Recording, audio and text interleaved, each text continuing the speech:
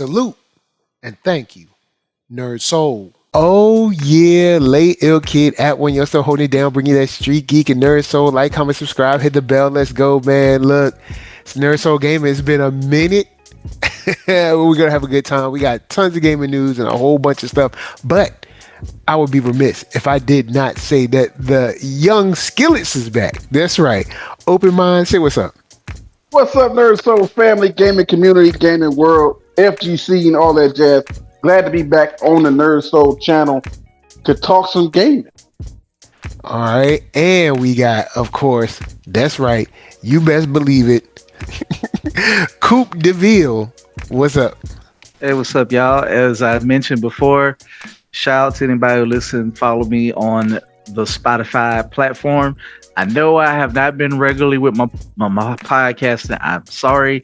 We have made 10 years this month of Blurtish. We have been slow. I need to do more gaming. I know I keep saying this, but hey, I'm happy to be back when I can. I'm going to try to get more into you, but we're going to talk about some games today. So if this is on the podcast, I hope you enjoy. Hopefully we entertain you. Word up. So look, I'm gonna get us started, y'all. If anybody caught the state of play the other day, the Xbox state of play, I was not expecting it. It just popped up on my phone, but I caught some bits and pieces of it because I was at work when it was happening. I'm not a Fable person. I've owned the Xbox before, of course. So I don't have nothing against Fable. It's just not my thing. It's not my cup of tea. But I wonder how the incels feel about another female protagonist. Because with the Sony state of play, they losing their minds over female Kratos or Kratos' wife. But no, hold on. I personally, this isn't against Fable, right? I don't own an Xbox, so I can't play it anyway because that's an exclusive. What got me was Halo. Now, I heard rumors that Halo was going to be multi-platform, but when I actually saw the end of the little presentation, I was like, oh, they're going to be on PlayStation. So I get to play Halo again because that's the only reason I owned the Xbox when I had it. I don't have one now. But I plan to... Halo is my Call of Duty, right? Halo is my first-person shooter. If I'm going to have a first-person shooter, I can play Call of Duty like I am, but I'm not. Word's never really that good at it. Halo was always my first-person shooter. I bought an Xbox just to play Halo back when it was hot. So they just remaking. It's like Final Fantasy VII remake. They're remaking the first Halo Combat Evolved with some three extra missions to expand the story. So I kind of know the story already, but I'm still gonna play it live online. Saying once I get a copy of it, July 28th, that's when it's dropping. I'm gonna be on Halo tough, and this was unexpected because I was gonna be playing my fighting games. My Invincible versus Avatar, the fighting game, Marvel Tokon. I'm gonna be on that, but I finally have a first-person shooter that I can just put fighting games down for a minute, put rivals down for a minute, and just grind out on some Halo because Halo is my thing. And I know that since they remade it, I know it's going to they're going to modernize it. It's probably going to feel good. I'm excited for it. And it's going to probably rival, pun intended, Call of Duty. So I'm gonna pass the mic to Coop on that, but I am definitely excited. That's what stepped out. That's what jumped out at me. Yeah, I'll comment on that, but Coop, you go drop some knowledge. Since I guess we're sticking with the Xbox showcase, I'm gonna be honest. I don't have an Xbox. I don't play on PC, so that ain't to knock anybody who's an Xbox gamer. I don't care. I don't really care about console wars, but it never really, grabbed me. But there are some things I did like about it. So it ain't much to discuss on it. I guess number one, what I did like, because the things that I did like are going to be multi-plat. Which is like Castlevania. Probably not ready for a Metroidvania, but if I do get the urge, I probably will eventually get that Castlevania.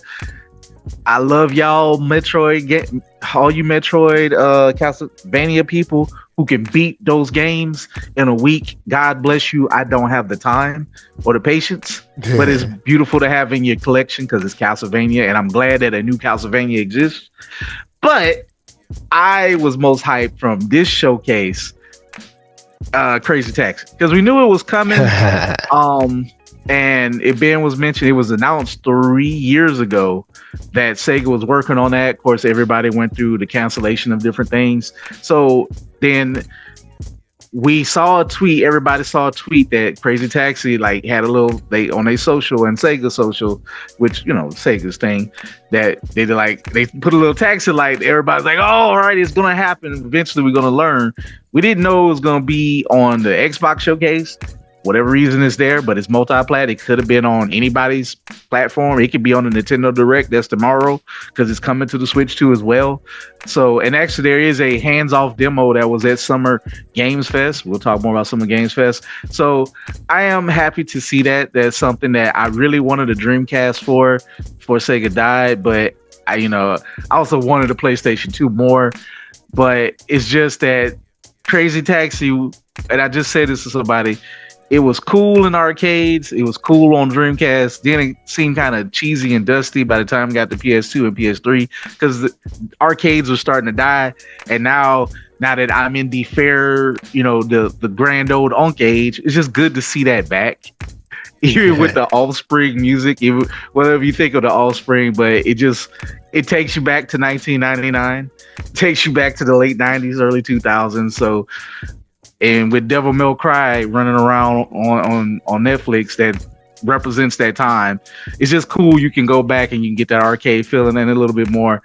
But other than that, the Xbox showcase was kind of a snoozer for me. And that ain't nothing, personal. It's just a lot of these games I'm not going to have access to. You're not going to even try to get them. So yeah, like the only one that is so bizarre. If I had like lots of time, is like I think Clockwork Revolution, but that's gonna be exclusive. Shout out to Asher Sharma. She showed her face.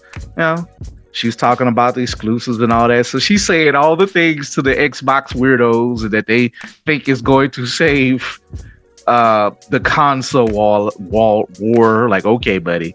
Like she's saying that because she's the new CEO and they want sales. And go ahead and fall for that lie if you want. But if these sales don't work, they can just flip a switch and be like, all right, you know what? Maybe we were wrong. We might look at Uncle Nintendo. Maybe we don't put it on PlayStation. But I guarantee you they want to sell games first, hardware second. They always want software. It is Microsoft. That's all I'm going to say about that Xbox. I'm moving on to Xbox. All right. Well, I'll say when it comes to the Xbox showcase, first up, I got to reload, but the first thing is Minecraft Dungeons 2. I'm definitely getting that. That was cool. Like if you watch this channel even a little bit, you know that my son and I play Minecraft Dungeons a lot.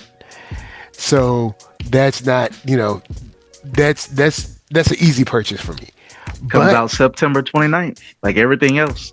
But the cool thing is I never knew that OpenMind liked Halo. So now when Halo drops, something that I was probably not going to get because I ain't going front. I get it. Everybody like, remake this, remake that. And I'm not the happiest about remakes, but when you see when the remake isn't hyper frequent, I'm not against it. You know what I'm saying? Yeah. So, like for instance, if the remake is of a game that is, over 10 years or something like that, then I'm cool with it. But, when people, I don't feel like they're milking Halo remakes. I'll say that. So that is a game that I'm probably gonna get. You know what I'm saying? I can't help it. It's especially now that I know that I know someone who's gonna play it. Oh yeah, I'm gonna be on it. You know what I'm saying? I might actually pick that up. But can I speak to that? What you just said about just the remake part? Mm-hmm. I agree with you in that regard. But here's what's different about Halo. Okay, Bungie left. The company Bungie lost the rights. I might be saying it wrong, but they lost the rights to Halo, right? And they went over and did Destiny. Yeah. But Bungie did Halo right. But when they lost it to 989 Studios, they kind of messed Halo up. So the fact that it's getting a remake now, is Bungie doing it? If I'm not mistaken, who is Bungie remaking it? What's the company that's making Halo? I'm not sure. It I don't know probably who's won't be doing the Bungie remake. because Sony owns Bungie now, so more than likely Okay, that so won't be happening. here's what I'm saying. Halo was a game that should have been multi-platform anyway. The fact that it was Xbox exclusive is like I said earlier at the top of the show. I only owned an Xbox when I did own one to play Halo. I didn't play none of the Xbox stuff. I didn't care about the Gamepads and all that stuff way back when Xbox was hot. I only had an Xbox to play Halo on. If it was a fighting game, if it was any other type of game, if it was on PlayStation, I played it on my PlayStation. But since I lost I didn't lose my Xbox. A friend of mine stole my Xbox, but that's a different story. I never replaced my Xbox, and I was just like, all right, I guess I just won't play Halo again. But I've always dreamed of Halo being on PlayStation, and here it is. So for me, it's like a dream come true. It's like, oh my God, I don't have to buy an Xbox and I can play Halo. I'll never play Xbox now. Because Xbox, everything that's on Xbox that I like is also on PlayStation. You know what I'm saying? So I got you. I've always been a PlayStation head from PlayStation 1 up. Yeah, I own an Xbox, of course. But when I had it, I never touched it unless it was Halo. I never touched my Xbox unless I was playing Halo. Everything else that existed on Xbox also existed on PlayStation that I like to play. Both consoles had their exclusives, but I was never interested. Like Fable, for example. The game Fable, whether it's a female protagonist or a male protagonist, I don't care. I didn't care for Fable like that. However, the presentation was pretty dope. Does Fable look dope? Yes. From the Xbox presentation state of play. But I'm still not going to play it like that. I don't care about Fable like that. I don't have an issue with the female protagonist, though, because the thing with God of War, just to segue into that, I don't have a problem with God of War and LaFay. I think that's pretty dope because it's just a spinoff. It's not the future going forward. The new God of War is going to be a woman. No, that's not what that is. Well, that's if we're going to spinoff game, if you want to bring that up now, I'm here to tell you. We was going to touch on it anyway. Okay. We definitely going. Since we're here now, and I'm going to go back in order with what I like of the PlayStation thing, because of course, obviously some big ones. But since we're here at God of War, which ended the show, shout out first of all, the presentation of Summer's Game Fest. Much. This was PlayStation. Sorry, because that's right. That didn't end. Because it all kind of mushes together. It all kind of mushes together, the same couple weeks. Yeah, Sony State of Play. Yeah. Oh, it was like back to back. It was all in this 1 week. But just far as the end of the State of Play, or just far as talking of God of War, these grifters. This is calling what they are. There's so many grifters. There's so many incels. There's so many people who are, as Open Mind told me, hypocrites, and we're gonna address that one. First of all, the game look. I don't notice y'all. I've consistently say I'm tired of the games that look just the same as that. God of War has a weight to it. It has a look to it. It has an animation to it. That if somebody's in it, just on the animation alone, it looks interesting. The cinematic scenes within the fights look interesting. It doesn't look like the same Wulongs and clones and Souls-like and Chinese myth games that are just that. It stands out amongst all of the fantasy type of action adventure games. Deborah Ann Warhol, say what you will, she is a good actor. Loves her since True Blood, so she stands out. And then again, if you want to get into the lore, this and that, somebody said a joke. All you dudes who are so butthurt about Faye, if Kratos is in love with this woman, Kratos can't relate to you. He'll probably beat you up and send you to the other side for even thinking what you think. Because you weak-minded. Nobody's saying Kratos ain't gonna come back, but people are like, he could have been his son. Ain't not once did they say it was gonna be his son. And then people hear rumors. I hate when people do this. If there's leaks and y'all know that there's reputable leaks, quit trying to change reality once the leak been released. Like we knew, like me and most people, like we're rivals. We knew Cyclops, we knew Devil Dinosaur, we knew White Fox was coming months ago. Nothing changed. Like nothing, it happened. We literally, they have data mined this. Leaks happen, and people just they be mum is the word. Then it come out. Here come all the grifters. Oh, they replacing Kratos. Kratos is actually in the game. This is a part of a franchise, and again, what do I always tell you? It's also mad clear they're not replacing Kratos. Like, it's super clear. She's in a whole nother afterlife. Yeah, it's just a spin-off. People act like they haven't seen a spin-off game before. Even if it's not a spin-off, it's not the main, it's not Kratos, it's just a part of the world. It's another world building experience. They're gonna keep, trust me, y'all, they're gonna keep making God of War as it keep making money. It's all about money. That was the first thing I thought. I didn't think nothing about, I ain't think nothing about Karen Page. When I saw that there was a God of War game, I was like, Dad, and it was a spinoff. It wasn't a mainline game. I was like, Dad, they're gonna milk this joint. Like, I bet you that was my only thought. I was like, they're gonna milk this. So of course, if the mom I said movie, it's practically a movie. If the mom get her thing, I'm sure the son will get something. It just gonna take time. But one dude, they keep moving the goalposts. We wasted 7 years of development time for this, and we could have been getting his son. But the mom, I mean, it ain't like he self-raised himself, y'all. Like, chill out. Like if you can't wait, and you too butthurt about it, you gotta cry and all this. There are plenty of Gooner games for you, y'all. They don't release Stellar Blade 2. Since we're here, I'm gonna just say this. I do think Stellar Blade looks cool. Stellar Blade 2 looks cool. I am not too cool on the baby face and look, I don't care about sexualness in the game. I don't like it when the face looks like a little too young. It's borderline creepy to me. Maybe call me a snowflake. That's just me. That's what I get. I don't really like it. You can age the character up and she can still be pretty if y'all need that. But all you weirdos out there who need these AI images of a pretty doll to be your protagonist when you don't even want a woman in the game in the first place. So if Deborah too ugly for you while she beating up, she's a frost giant, is animated, she ain't gonna be looking extra pretty and vapid when she's fighting the fire demon god beating up.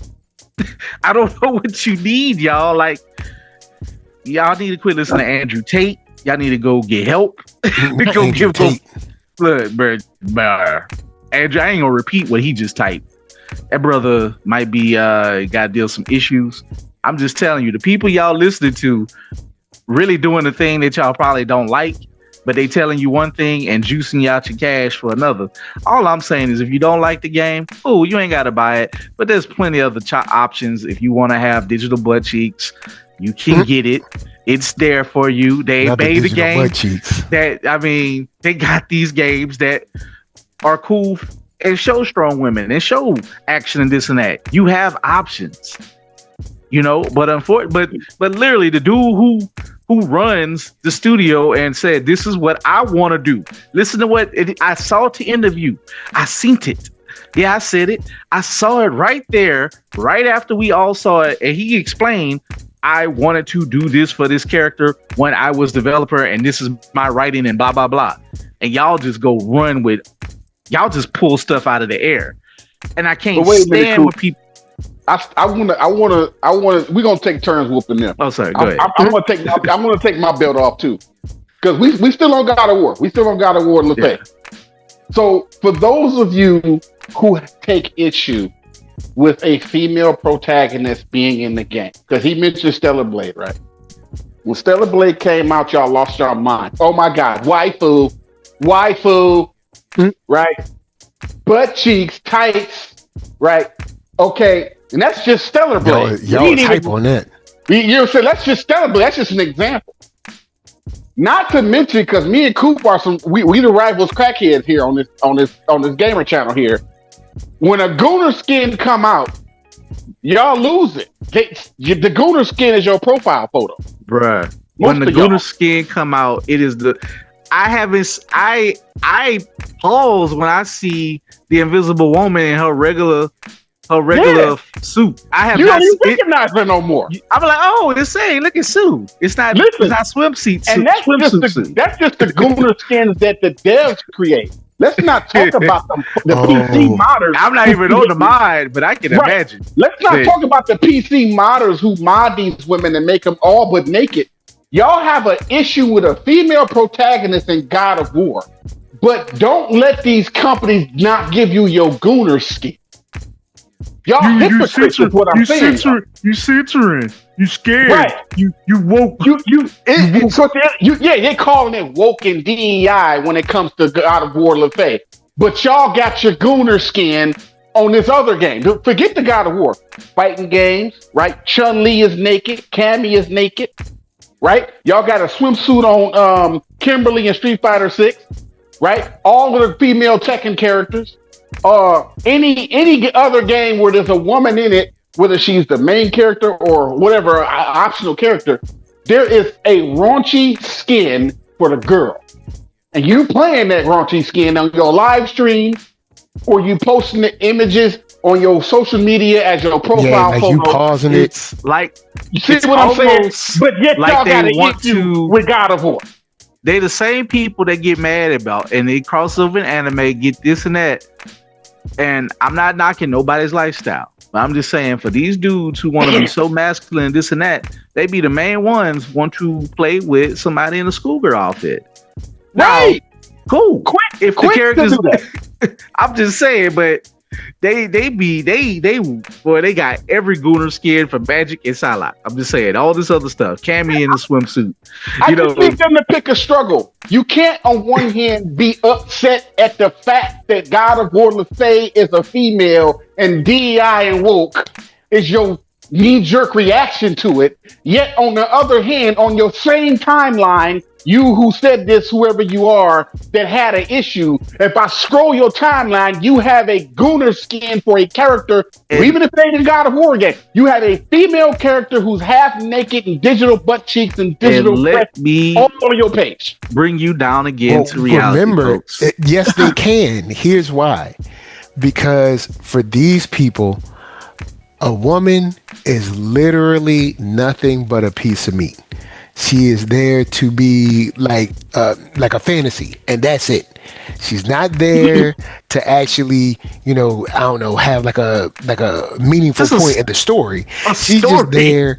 She's there to literally be the fantasy, and that's it. And if she's more than a fantasy, I don't like it. And it's like, and here's the thing, y'all, and I'm telling you this straight up: you can have both. It's okay. Like you can. Look, Samus. We got Zero Suit Samus. Samus is one of the legendary characters, and I know people been hating on Metroid and this and that, but Samus is so popular ever since Smash and the Zero Suit and all that. She's been a cosplayer favorite. Take from that what you will. Beauty and sex sells. It is a part of it. That is a part of culture. That's a part thing. That ain't knocking it. But it's the hypocritical BS that you don't have to play, but then you want to be like Western audiences and Western game. Like, shut up. You are from the West. Yeah, you are the West, dum dum. You are the West. Like, what are you talking about? I mean, the Far East in China, yeah, they might do these things, but they are making games where they are representing all the clones of games that are probably cool that I'm never going to play. They got like 5 and 10 of them coming out of all they myth. That's what they doing. And then they sell you the gooner stuff when they can. And Korea, that's what Korea and China are going to do. And Japan kind of do it all. And it's just like, really what they mean is, if it's a Western game, it's woke. Don't you dare have any black people in it who have any viability. If it's especially something I really want, and don't it dare be a man story, supposedly God of War, when it had multiple spin-offs of this thing, multiple side stories, and Kratos been in and out of it. And I mean, he's been his show, but we didn't have spin-off stories. We didn't have prominent boss, characters that are female who try to kill you. So it ain't like women ain't in the game that are powerful and crazy. Because for one, that's Greek mythology. They have a lot of female gods. But look, the female ain't supposed to be my entry point. You know what I'm saying? The female is supposed to be my fantasy, and that's it. But here's the thing. Because if it's more than a fantasy, it's not fair, because I don't know, like it should just be about me. And it should be number white dudes all the time, 24/7, kicking it. Nothing but straight, big, masculine, sweaty white men that y'all sometimes have this weird obsession with, that y'all shrivel, y'all manhood disappear because a woman disappear. And it's like, no, she's about to cut heads off monsters. I am not thinking about sex. I mean, honestly, if y'all really want to get on y'all high horse, I don't see none of y'all like, hey, why are we getting all of these like Asian Eastern influences, but we got a white face in front of it wearing all that stuff? Nobody complain about that. No, it's completely fine with that. We just want to make sure that she's nothing but a piece of meat for us. Stella Blade. I mean, look at Stella Blade.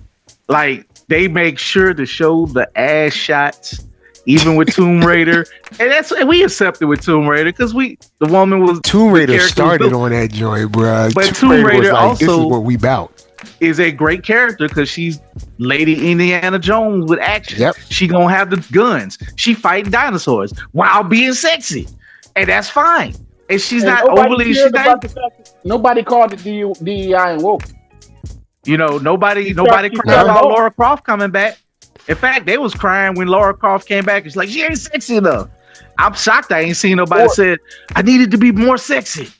I got a better one. It came out. I mean, we have these culture wars. It's all filtering down. All of this is a byproduct of, you know, so-called white supremacy.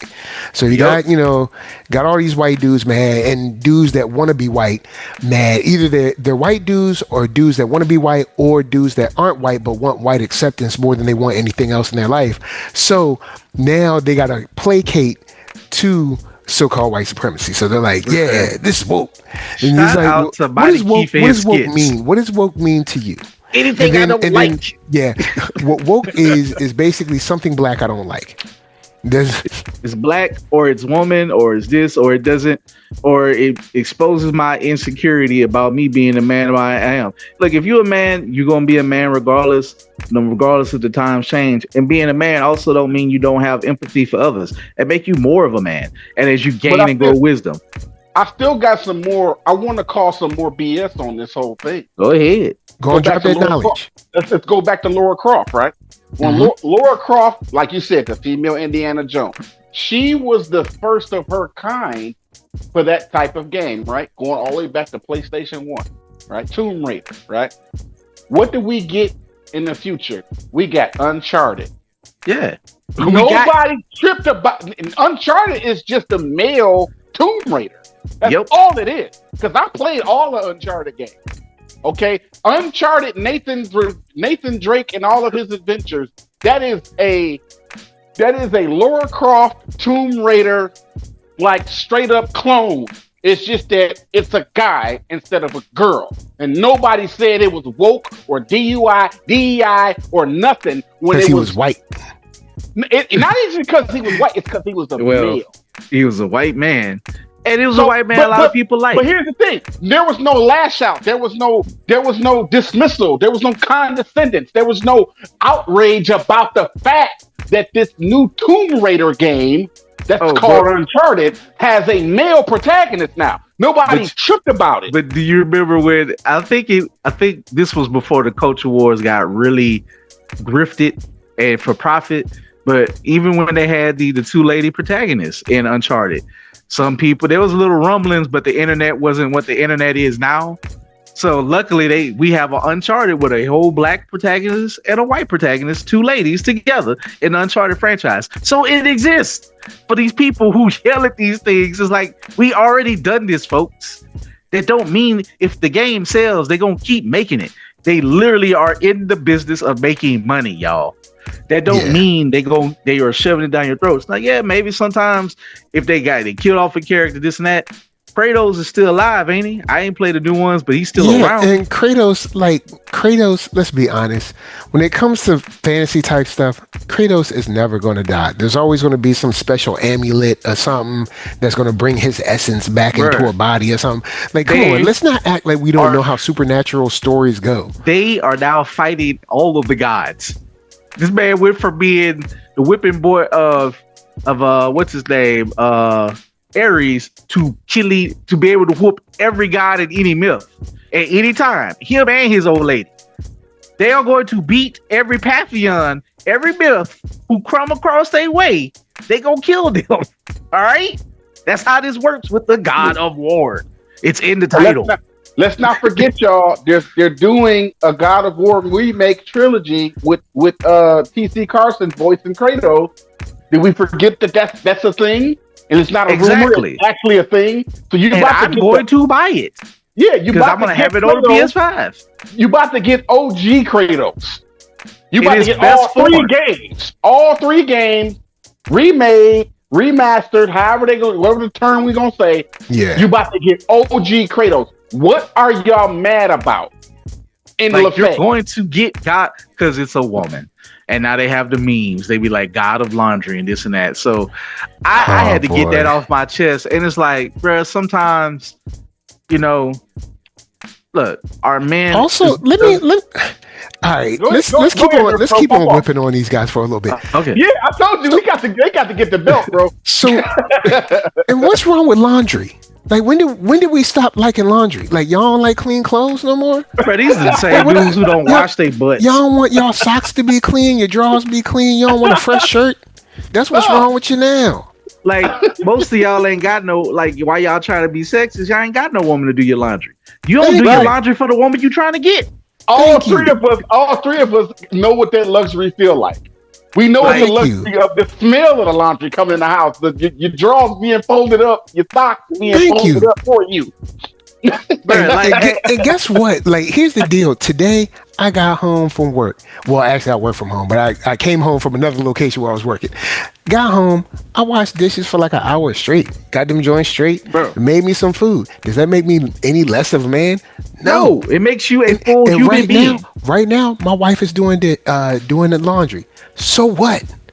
Guess what? My wife starts the laundry. Sometimes I switch out the laundry because she's asleep. I'll be playing Rivals.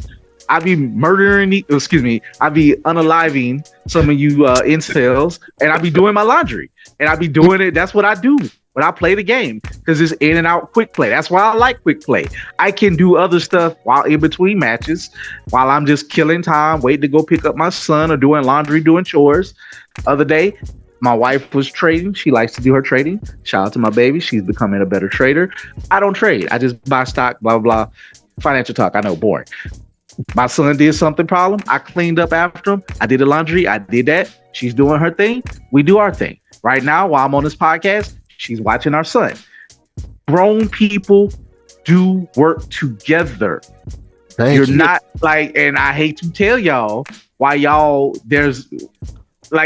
these are the people who don't read about the male loneliness epidemic. All I'm gonna say is, y'all, go ahead and keep with that. First of all, more women play games than ever. I watch almost strictly women streamers. I play mostly with women streamers. Most women streamers are a lot of dudes. And I ain't saying like, oh, women are better. I ain't even doing no battle of sexes. But women are more approachable for just like, hey, come on in and play the game.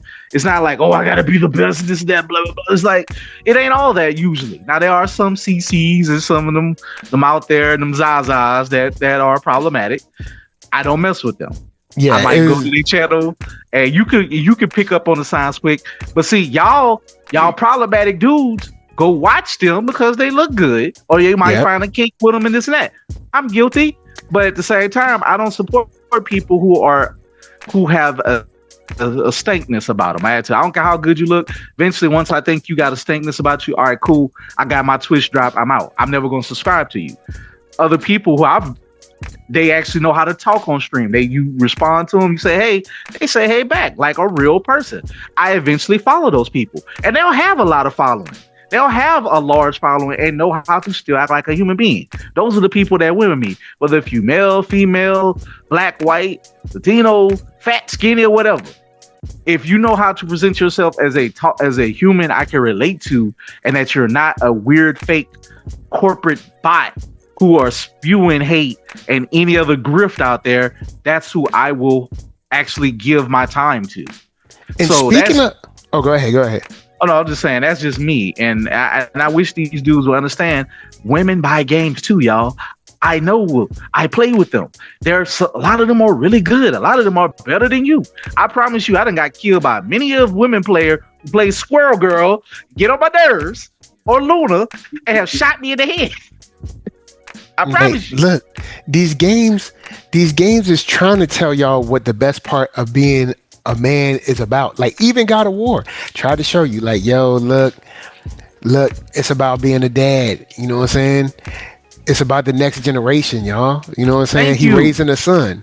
And then even I just blanked on it. The game where you got the little robot girl is recent. Just came out. Got a little robot girl. Pragmata, but yeah, Pragmata. They teaching you how to be a dad. They trying to show you this. Being a dad is what's dope. Being a family man is dope. For like the sitting most around part, being angry about games and stuff. I'm gonna say this. They are a very positive. They call it, dad core or dad slop, but it's just they say that lovingly. That's everything slop or core now, but that's okay. Dad core is cool. We're 40-year-old men. That's great. That's great. I'll be 45 in a couple of weeks. So, but but there were a dark side of that too, because they also got mad at the English voice actor. Shout out to Tony Weaver Jr., I believe his name. He be exposing y'all on IG and all his places. He do the research. Y'all was all up on it, but then when y'all found out the English actor for the girl was black, y'all mad. But y'all was loving it until then. Like a lot of them was loving it. Like, oh, they Netflixed it. They got a term for it. They say Netflixed it and this and that, and they start sharing memes of the little girl as a chubbier black girl, which is nothing wrong with that. She was still pretty. I know they was being negative of that, but I don't see nothing wrong with that. Of course, I am a black man, so whether if it's a little blonde, fairy looking girl, or if it's a chubbier black girl with curly hair, that exposes what's your problem is, what y'all issues are. Y'all hate black people. Yeah. Y'all take turns hating women, then you hate the women that don't want you, then you hate the black people that don't want to be your partner and go along with your stuff. Oh, it's woke, it's DI, this and that. But y'all Laura Croft would have shot you in the head. All right. And then told you she would have shot you and told you saw. Because what you bouncing off for? I got a venture to do, buddy. I got things to do while you crying about it being easy for you. You want this and that. Look, like Mike just said, by being a dad, whatever, look, by being a man, it's going to be a lot that you cannot control. You do what you have to do. That don't mean you influence your power over people and such and such. And we know this as black men. We don't necessarily have the power to stop y'all in this society, because Lord, if we did, y'all would be jumping out the building. Now I'm say that as PG as possible. Maybe that's why they're so afraid of us. Maybe that's why they do their things. They damnedest to keep us. I'm just saying, know what we would do if we had the power. I work with a lady who is a gamer. Her husband loves her. She plays retro games, this and that. She said, hey, I don't play these new games. My eyesight ain't that, but I love games. She collect arcade games if she could, like literally cabinets. That's her goal. So I'm just saying, y'all, gaming ain't the most manliest thing out there. It's not like you're cutting a tree. It's not like you're lifting 1,000-pound weights. And there's women who do that too. Guess what? So I don't know what y'all on. Gaming ain't got no gender, y'all. Do you like the game? Do you like fantasy? Do you like story? They got women who play Dungeons and Dragons. They got women who like anime. They got women in everything. Grow up. Or there's women that play games every now and then. They might want a game where they're a woman in it, where they don't have to be a man in it, where they can be a woman. But to call it woke in the first place, or DEI in the first place, implies that gaming is only for guys. Yeah. And furthermore, that gaming is only for white guys.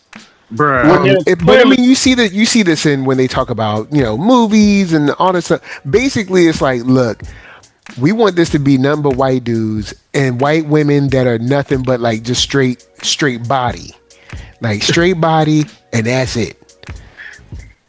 And then the black dude can come and help out every now and then. He can come take out the trash, but besides that, nothing else. I'm just saying, all of y'all sound like the character on the Mighty Keith skit when he come in and be racist, and they laugh at him. Shout out to Mighty Keith. Mighty Keith be making fun of him. He be cooking them.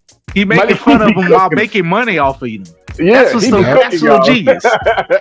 And we like to call, I still call him Dusty Chance, because y'all think, ha, that's funny. No, we're laughing at you. You are the joke. And you notice that character always have to disappear and be like, he leaves whatever. What's the last one he said? He's like, y'all call me when it's this and that. And then they look at each other. We're not calling him, right? No. So, yeah. But let's move on to some positives. Can I bring up the next topic? Yeah, go ahead. Go on. We gonna give the people what they want. We're gonna go we're gonna stay at PlayStation Fest. Wolverine.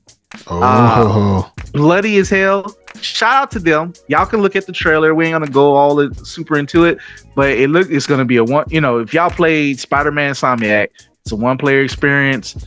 It's I think original adopted story, so it ain't gonna be like, we must follow this comic book. No, they know how to write. They know how to take elements of all this and make it together, and they're gonna give you a lot of blood options. People was also saying stuff. Well, why does his suit repair this, that? Y'all, it's a video game. Yeah, they're not going to have blood on it all day, and you know that. Like, it's no different than any other video game. The stuff kind of like disappears after a while. Like, oh my god! Like, and to speak to that right there, that part right there, blood disappearing. You would want it to, not because of your emotions, but because of the gigabyte that's going to be required to keep it there constantly. Bruh. You kind of want that blood to disappear and that armor to repair itself back to normal, because constantly keeping that same aesthetic costs a lot of gigabytes. And I make this suggestion too. Who IP is this again? Oh, it's a little company called Marvel. I think they want one of their most bankable people to wear the costume they own, that you can always see that is Logan. Yeah. It's not gonna be blood soaked hairy runt man. It's gonna be Logan. Nor should it be. Like, what do you for the sake of the space in your hard drive, you would want that blood to disappear and go back. Y'all, like, because I say this, maybe it's not a good thing for me, but NERDSoul and I, we both know a couple of gaming developers I would say behind the scenes. We kind of we talk to these guys in a while, but we like some actual gaming developers. Like they're working on games right now that are already out, that are being played. That we've had, I would say not conversations. I would say the listening in, because they're not necessarily talking to us. We're just listening in to the what goes into creating a game, the production, the creation of it. Y'all would want the blood to disappear on Wolverine stuff. And I'm not a gaming developer, but I can tell you, I understand what goes into developing the game. Just being able to rub elbows with a dev, right? It makes me a different type of gamer and consumer now, because I have an understanding of things, and I'm not pompous anymore. I'm not elitist. I'm not like, why does it cost this much or whatever? Like, I can see both sides, from the consumer gamer side. First of all, the consumers, there's three sides: the consumer side, the gamer side, and the dev side. Yep. So dev / production. From a dev perspective, I'm gonna just give the devs this and I'll pass the mic. You would want the blood or whatever on your character to disappear and kind of renders it back to the what the armor looks like before you got into that fight with that monster or those groups of hordes of enemies, because of the gigabytes that goes into that to keep it there constantly, to where you save your file and you load it back up. It's still going to have the beat up armor, beat up blood of a fight that you had a week ago before you resave that file. It's got to render that when it's so much easier and quicker to just render the character back with the outfit on that you had on when you saved it. Like, it's so, like, the things that happens, and second of all, it's a video game. It's not real life. It doesn't have to be real life. I was just wondering why that bothered me so that everybody, the blood, it just disappeared. I'm like, I guess I'm just not a good creator, online creator, y'all. That just did not bother me, because it's like, oh yeah, it's a video game. It resets because it's Logan, because it's Wolverine. We must know the characters that he was literally drenched in head to toe like a horror movie. It needs, a reset is cool. It's okay to reset because he's gonna kill a lot of dudes, a lot of women, a lot of people, a lot of people gonna get it. He gonna be drenched in blood constantly. Why do you need the blood? Or you want his eye? You want the mask to be red? Because look though, he'll be red all day. That little small detail, Coop. Like, bro, let's say the game. Let's say the Wolverine game gonna cost $69. Let's just say, I don't know how much it's gonna cost. But let's say it's actually $70 and $80. Okay, so look, if y'all keep on and you really want that realism that you want, the game gonna cost $100 because they gotta put all the time and effort and gigabytes into that game to make it do that for you. Logan, a lot of y'all don't even know what y'all be asking for a lot of times, and then the game is gonna be expensive. Kick the man into a forklift. That's something that it just scared me. I'm like, oh, like an OSHA. You talk about OSHA hazard. Like, you work in the industry and somebody kick you into a forklift. That's like OSHA right there. It's OSHA gonna have a heart attack. He by himself, he had more fatalities than all of Mortal Kombat 2 the movie, and it was seamlessly. Like, bruh, his head got crunched under a car. He was rotating lifelessly until he wasn't. People got ran over. Like, you saw it all. They had Gene was alley-ooping his when people body onto his claw. Like, he messed over one dude, just like ticked him off with a mohawk. He just stabbed him up on the wall and then flung him off like he was a rag doll. And y'all were like, well, the blood don't stay. Really? Y'all, like my biggest thing is probably like, yo, how long is it going to take to beat this thing? Because this thing look intense. Yeah. And they said that somebody saying like, yeah, the showcase was probably on like showcase mode. There's like, because he wasn't having no struggle. Like, he only had a little struggle with the big dude. Crank that, man. If you play any Insomniac game or one player, you crank it up the hard. Oh, Spider-Man be dying. Spider-Man. Also, shouts out to Insomniac Games still being probably some of the best Marvel writers out in them streets. When you watch the Spider-Man, well, see, I watched them as a movie on Gamers Little Playground. Shouts to them. They ain't no they ain't no like sponsorship. It's just like I be watching their stuff. So like, yo, man, the writing in these games, I'm like, yo, man, I watch this as a movie, and I do. So I'm waiting for Wolverine to drop so I can watch that Wolverine movie. I mean, I'm just, look, bro, I'm gonna try to have it day one. I'm gonna try to. Oh shoot, it's. Well, he don't have the PS5 because it's not on the PC. It's not gonna be on PC. Oh no, they probably will, but it'll be way later. They're not doing it no more. Like Spider-Man is on, but you have to. No, like Sony, year later or something. No, Sony has actually said they're not doing that no more. We'll see. Because remember, Spider-Man wasn't supposed to be on Steam either. They changed it, but now they have came out and gave it the PR speak saying they ain't doing it no more. Oh, all right. They said, yeah, they like, now they can always change back because it's Sony. Big companies flip flop, but you may not see Wolverine in maybe about 3 years. Let's just say 3. Why? They said it didn't really. They said it didn't make no money. They basically didn't make enough sales from the PC crowd. Basically, the PC crowd do all that talking, and then they didn't go out and buy it. They're like, all right, bye. They're like, all right, we tried to throw y'all a bone. Y'all didn't give us no money. So they were like, we ain't not about to waste time adapting on this. And I mean, I can't blame them. They're like, look, we got our own platform. So it was a money thing. Just a money thing. Like, it's not like they can't do it. They like, we'll wait. So it definitely is for certain. It makes sense because Steam or PC, whatever, they are kind of fickle. That audience, like they real fickle. They real elitist because well, also you did. I mean, I can understand them talking about like the money side, but it's like you also did make these people wait like 4 or 5 years just to get the game. Like they're not really hype about it no more. Like there's a for instance, there's a property, a comic book property that I was super excited about, like when it first came out, and I supported the Kickstarter and everything, and that Kickstarter took like 2-3 years to get to me, and bro, by the time it came out, I haven't read one page of that comic book. I just put it on because I don't care about it no more.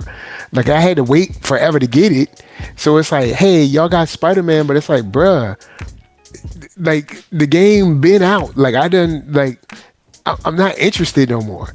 Like you didn't give it to me when it was hot. I could see if they even gave it to me in like a window, like say like a 3 to 6 month window. But it's like, bruh, like it's been years. If it do happen for Wolverine, I guarantee you at least 2. When a PR decision come like that, they gonna make so much money at the time. They're not gonna worry about that little bit of money, or they gonna just try to milk what they got. Then when they milked it all up, then they gonna toss y'all the ball. Possibly. He said honestly, possibly, because Wolverine, all the blood-soaked maniacs who need all the blood, they gonna be like, get it on PlayStation 5. Now here's the plot twist. They don't get that PS Pro. Here's a possible plot twist, and I can't say this for sure. Putting it on PC may require one of those little extra like download type things that, because I might be saying it wrong, but NERDSoul, you can help me out.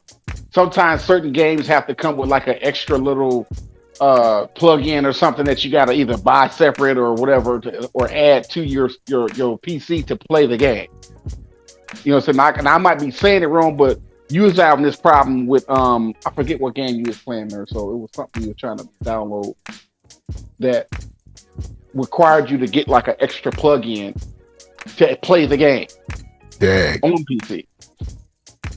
So yeah. I'm not saying that's the issue. I'm just saying that's just a little plot twist. There may be another reason why Wolverine's not coming out on PC, because especially if they have to purchase like separate licenses and stuff. Yeah, that is more money. They know they're gonna sell on their own platform. They don't have they keep firing studios, so they probably not trying to burn Insomniac out. Maybe Insomniac like, look, man, leave us alone. We want to make this one time only. We want to just do the platform that we know, and maybe we don't want to do that stuff. So it could have been anything. And right now, one studio that should be able to tell Sony something is Insomniac, because they making them money, and they go keep making them money. So maybe leave them alone, because they done closed so much down. So there's that too. So you never know. Well, it does take man hours to port these things, folks. So it's like, make it one time, make it dope, and then we supported it, and we're gonna keep making, it's Insomniac. They know what they're doing. Yeah, let them do what they do, and back up. And I guess to go forth a little bit further down the line, for all you fighting game community maniacs out there, like the Hokum maniacs, I hate Hope. But anyway, for all the crazy people, Tokon news, man. We got the villains. Everybody need villains. We need more villains. Y'all can't get enough of the Spider-Man villains, which they are dope. We got Magneto, we got Green Goblin, and we got Carnage. 2 people who ain't never been in a Marvel fighting game or any other fighting game or barely any other game other than against Spider-Man. So what y'all think? Okay, so I'll speak on it. Green Goblin has never been in a fighting game. I'm interested to see how he plays. Not necessarily going to play him myself, but I'll go to the lab and mash some buttons with him just to see, because even if I don't play with him, I need to know how he's gonna play. because you got to ride around on that board. I guess it's like a stance or something. I was guessing. I'm guessing because I play a lot of fighting games. He starts off standing up on the ground with his feet planted, but so he might be like a stance character. I feel you. Yeah, and you would have to press a button to go into, like, in other words, his board is a stance, and you can probably knock him off of it, or you're probably going to lose access to certain normals and certain things because he's on the board. So he's going to have some type of handicap, right? Yeah, because they got to balance that somehow. They got to balance that, which makes perfect sense. Like I said, I'm anxious to see what that's going to look like, because Goblin in a fighting game, you see it. Of course, you would definitely see it in like a adventure game, third person Green Goblin, but a fighting game Green Goblin, yo, that's pretty sick. And I like that. I like the fact that Arxis is not afraid to try something. Now, the thing with Carnage, yes, he hasn't been in a game before, but when I watched the Carnage footage, I was just like, that's just Venom with red skin. It is kind of Venom-y. Because that's literally how Venom fights. That's literally like his ultimate is literally Marvel versus Capcom. Yeah. He's just Venom. He has he is Carnage, so he's not like, he doesn't have all of Venom's moves, but when you just kind of like glance at it, if you just look at the footage of Carnage without all of the stuff happening, just Carnage is and fighting on the screen, it's like Venom. It's like Red Venom. But you know, he's gonna fight like Venom. The weird. So you're not really. So you're well, not. I mean, even the character in Marvel is kind of, all these symbiote characters. He's just the evilest Venom, other than the King in Black. He's just evil. Which is fine, and I'm not dismissing it at all. I'm Carnage has never been in a fight game either, but he's not a character that I'm like thinking like, okay, how's he gonna come at me? He's probably gonna come at me like Venom comes at me. Like he's just more wild and untamed. Yeah, he's just wild. Like he's just all over the map. Now here's the thing with Magneto. I can speak to this because I know that's not the same Magneto from Marvel vs. Capcom. No, not the same. Arxis, they gotta flip it up on you. But that's not. His moves are gonna be completely different. He's a completely different character. He just has Magneto's skin. That's it. To be honest with you, and a lot of people gonna be mad. I'm glad you mentioned that because I was like, even I, a novice noob, I saw that combo. I was like, that's not Magneto. He got a part of that in like when he grabbed you with the magnetic thing. Honestly, I know we mention Rivals a lot. That's basically that's more akin to his ultimate in Rivals, but done multiple times over. But here's the thing: I'm not saying he's gonna be trash by no means. No. I'm saying those of you who been playing Marvel vs. Capcom and using Magneto, this is not the same Magneto that you used to. This is a brand new character that you're gonna have to learn. You're gonna have to go to the lab and learn him. That little dive kick combo that y'all love with, it's not on there. It ain't gonna be on there. You think you gonna just float over people's head and kick them to death? But let me say something. Let me say this, Toku, because I play Guilty Gear Strive. I play Arxis fight game. This isn't to say that he won't have an infinite combo. It just won't be the dive kick. Yeah, it won't be the dive. I bet you it won't be the dive kick. The route to get to his infinite combo on Tokon is going to be different. I feel like Magneto is going to have an infinite combo of some sort. You're just going to have to discover it in the lab. To be honest, he kind of showed it. Whatever he did, he took the blue purple orb. He caught Storm. He threw it at her, flung it up, brought her back, slide her over. If that's all one move, ultimate, that probably does a lot of damage. And Dr. Doom gonna have one too. They gonna make their villains, whatever. But we got. Now I can't see nobody's 4-man team being Dr. Doom, Magneto, Carnage, and. They're not going. They gonna try it, but they gonna mix it up. What they gonna do? They gonna. I'm telling you, somebody already was talking about. I'm gonna have Doom, Magneto. Watch it be magic. It's gonna be magic. Right. It's gonna be they little. That's what I'm saying. I can't see nobody mix up. What I'm noticing about Marvel Tokon is to see the special cinematic 4-man super. You're gonna have a specific 4-man team to see the special cinematic super with all 4 of them together. But more than likely, because the fighting game community is what it is, Nobody's going to be doing those special animated supers that they showcase in these trailers. You're just going to have a mix-up team, and you're going to do a four-man because super. all those characters might not jive with your playstyle. They might not jive with your playstyle. Right. So if you want to do that super animated special cinematic that they're advertising, you're going to have to play with those 4 specific characters. Other than that, you're probably going to mix somebody gonna make a team of somebody. It's gonna be the cheap special. It's gonna be Magneto, Doctor Doom, not the cheap special. Star-Lord, and Miss Marvel. It's gonna have infinite. It's gonna have reach. Hold on, Coop. No, Coop. Everybody on this roster is gonna be OP.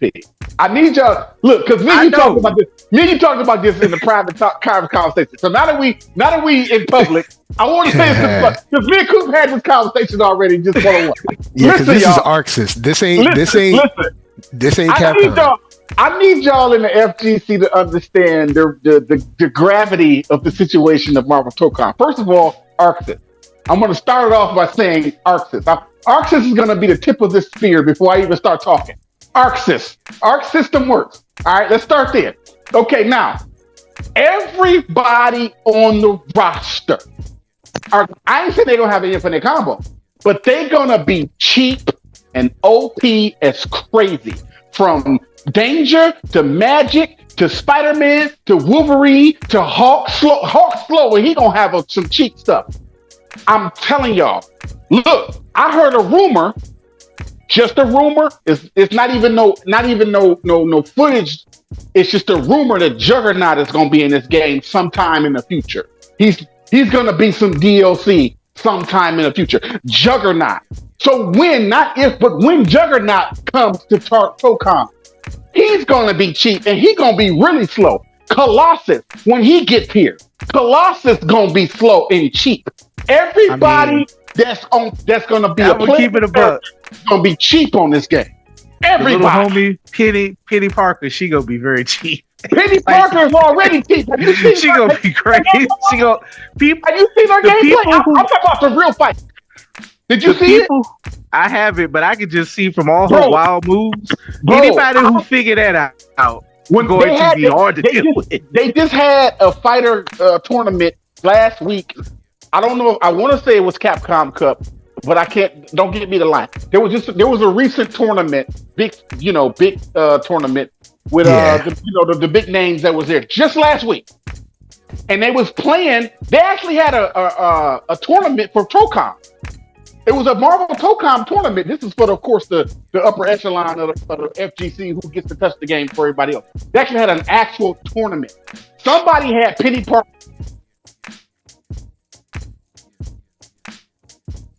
Oh, you there? Yo, Coop. Open mind. You hear us? Are you breaking up? You're breaking up. Oh, man. Am I good now? Now? You got it. We got it. Yeah, okay. Yeah, you're back. When I tell you Penny Parker is a demon, right? I saw her foot. This is not a trailer. This ain't a trailer I'm talking about. This ain't like some gameplay footage of a trailer. This is somebody playing with Penny Parker on a 4-man team. Penny Parker has a corner combo. It's like a frame trap where once she gets you in it, because she can keep throwing them mines out and they keep juggling you and blowing you up, and then she throws another mine and it juggles you. It's like, dang, is there a cooldown on this? Probably not with Penny. There's no cooldown. But she has to have you in the corner to do it.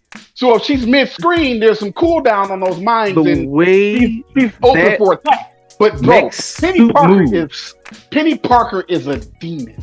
Because the mech suit has so much personality. It's another it's cartoony. Bruh. It's giant and it's cartoony, and she can go up, down, below, just like what Penny does in even Rivals. Like, it's a little different, but she can always throw something out. Here's gonna be her weakness. She got a big hitbox because she's a giant. She's a big character on the screen. But once she get going, because she's not slow.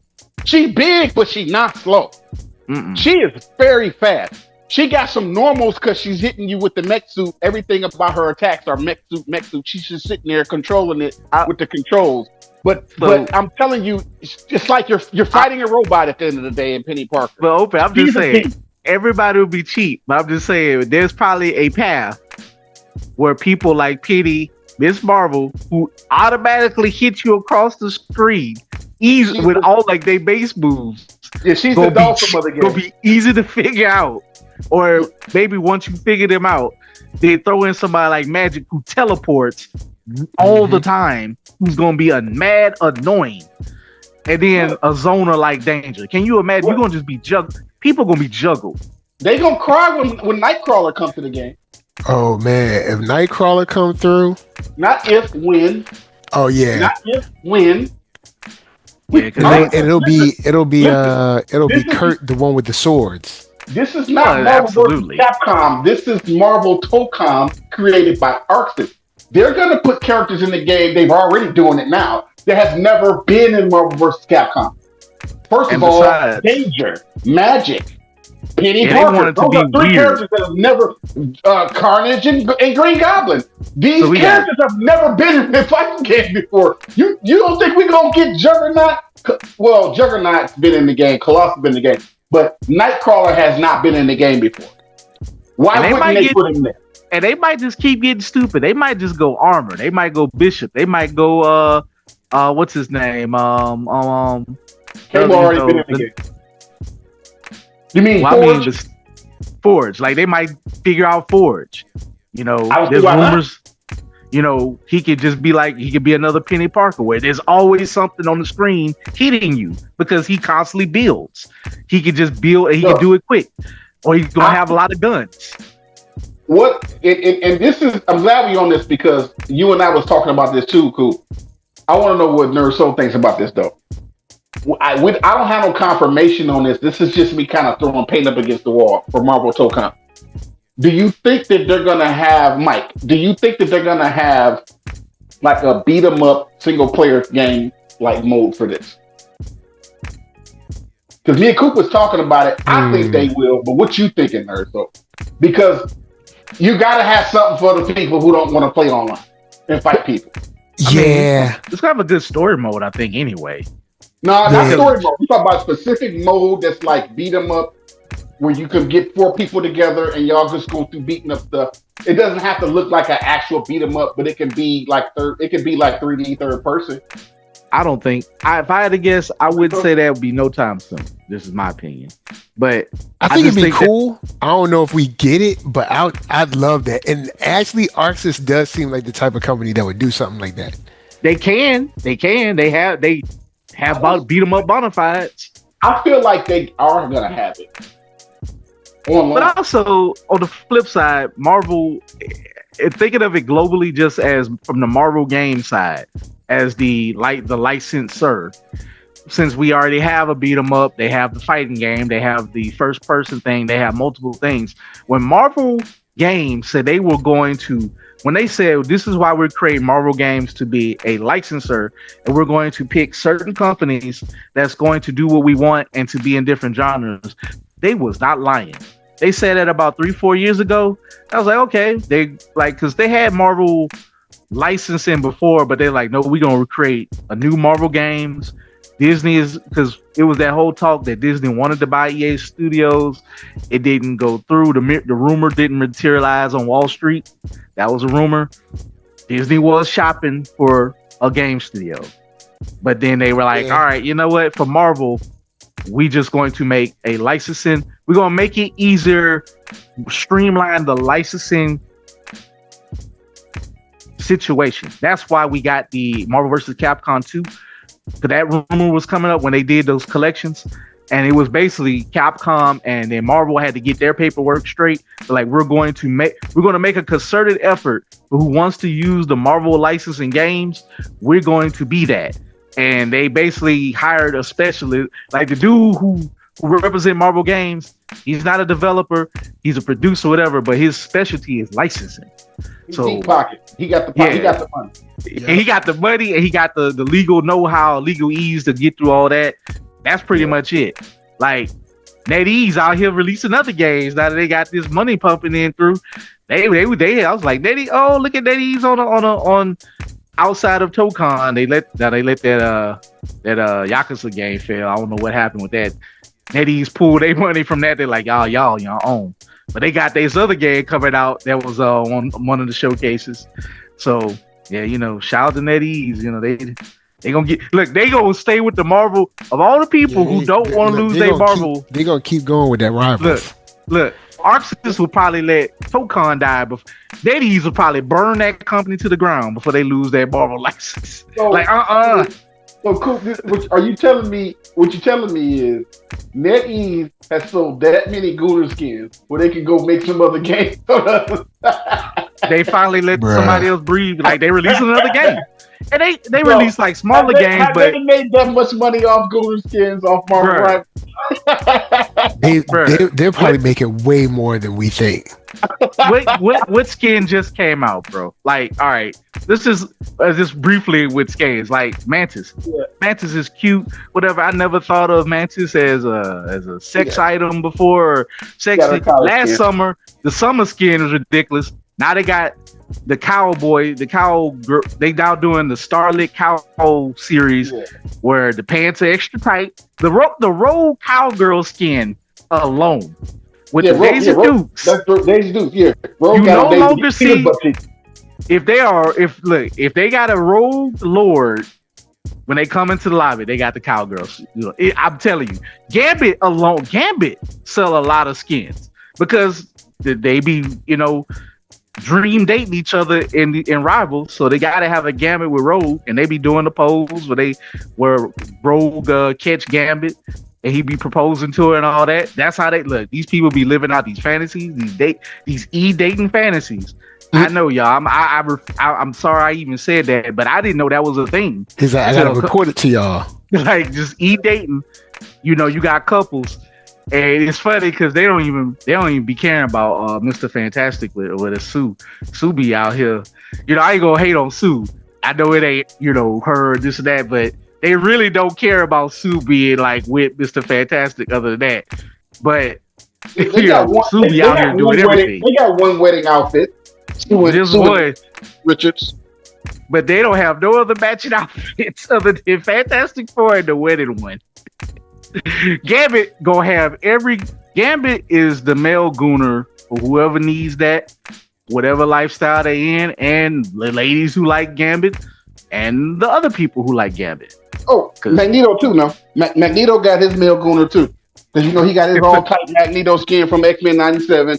And he got the little battle hardened skin where he's showing all his little leg and butt cheeks. You know what I'm saying? Where his clothes ripped off. Not Magneto with the butt out.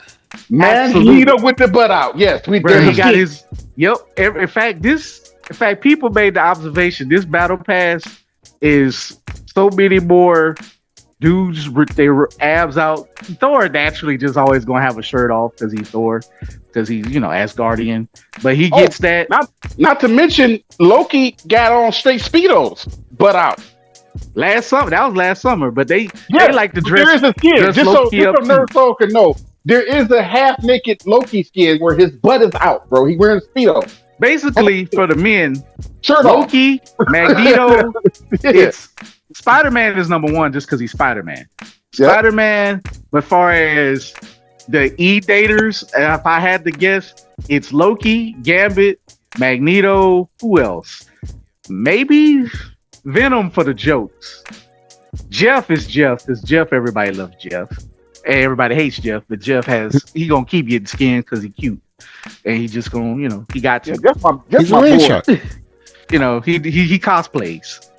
So that's right. That is true. Jeff cosplay, like Jeff got a dinosaur skin plushie.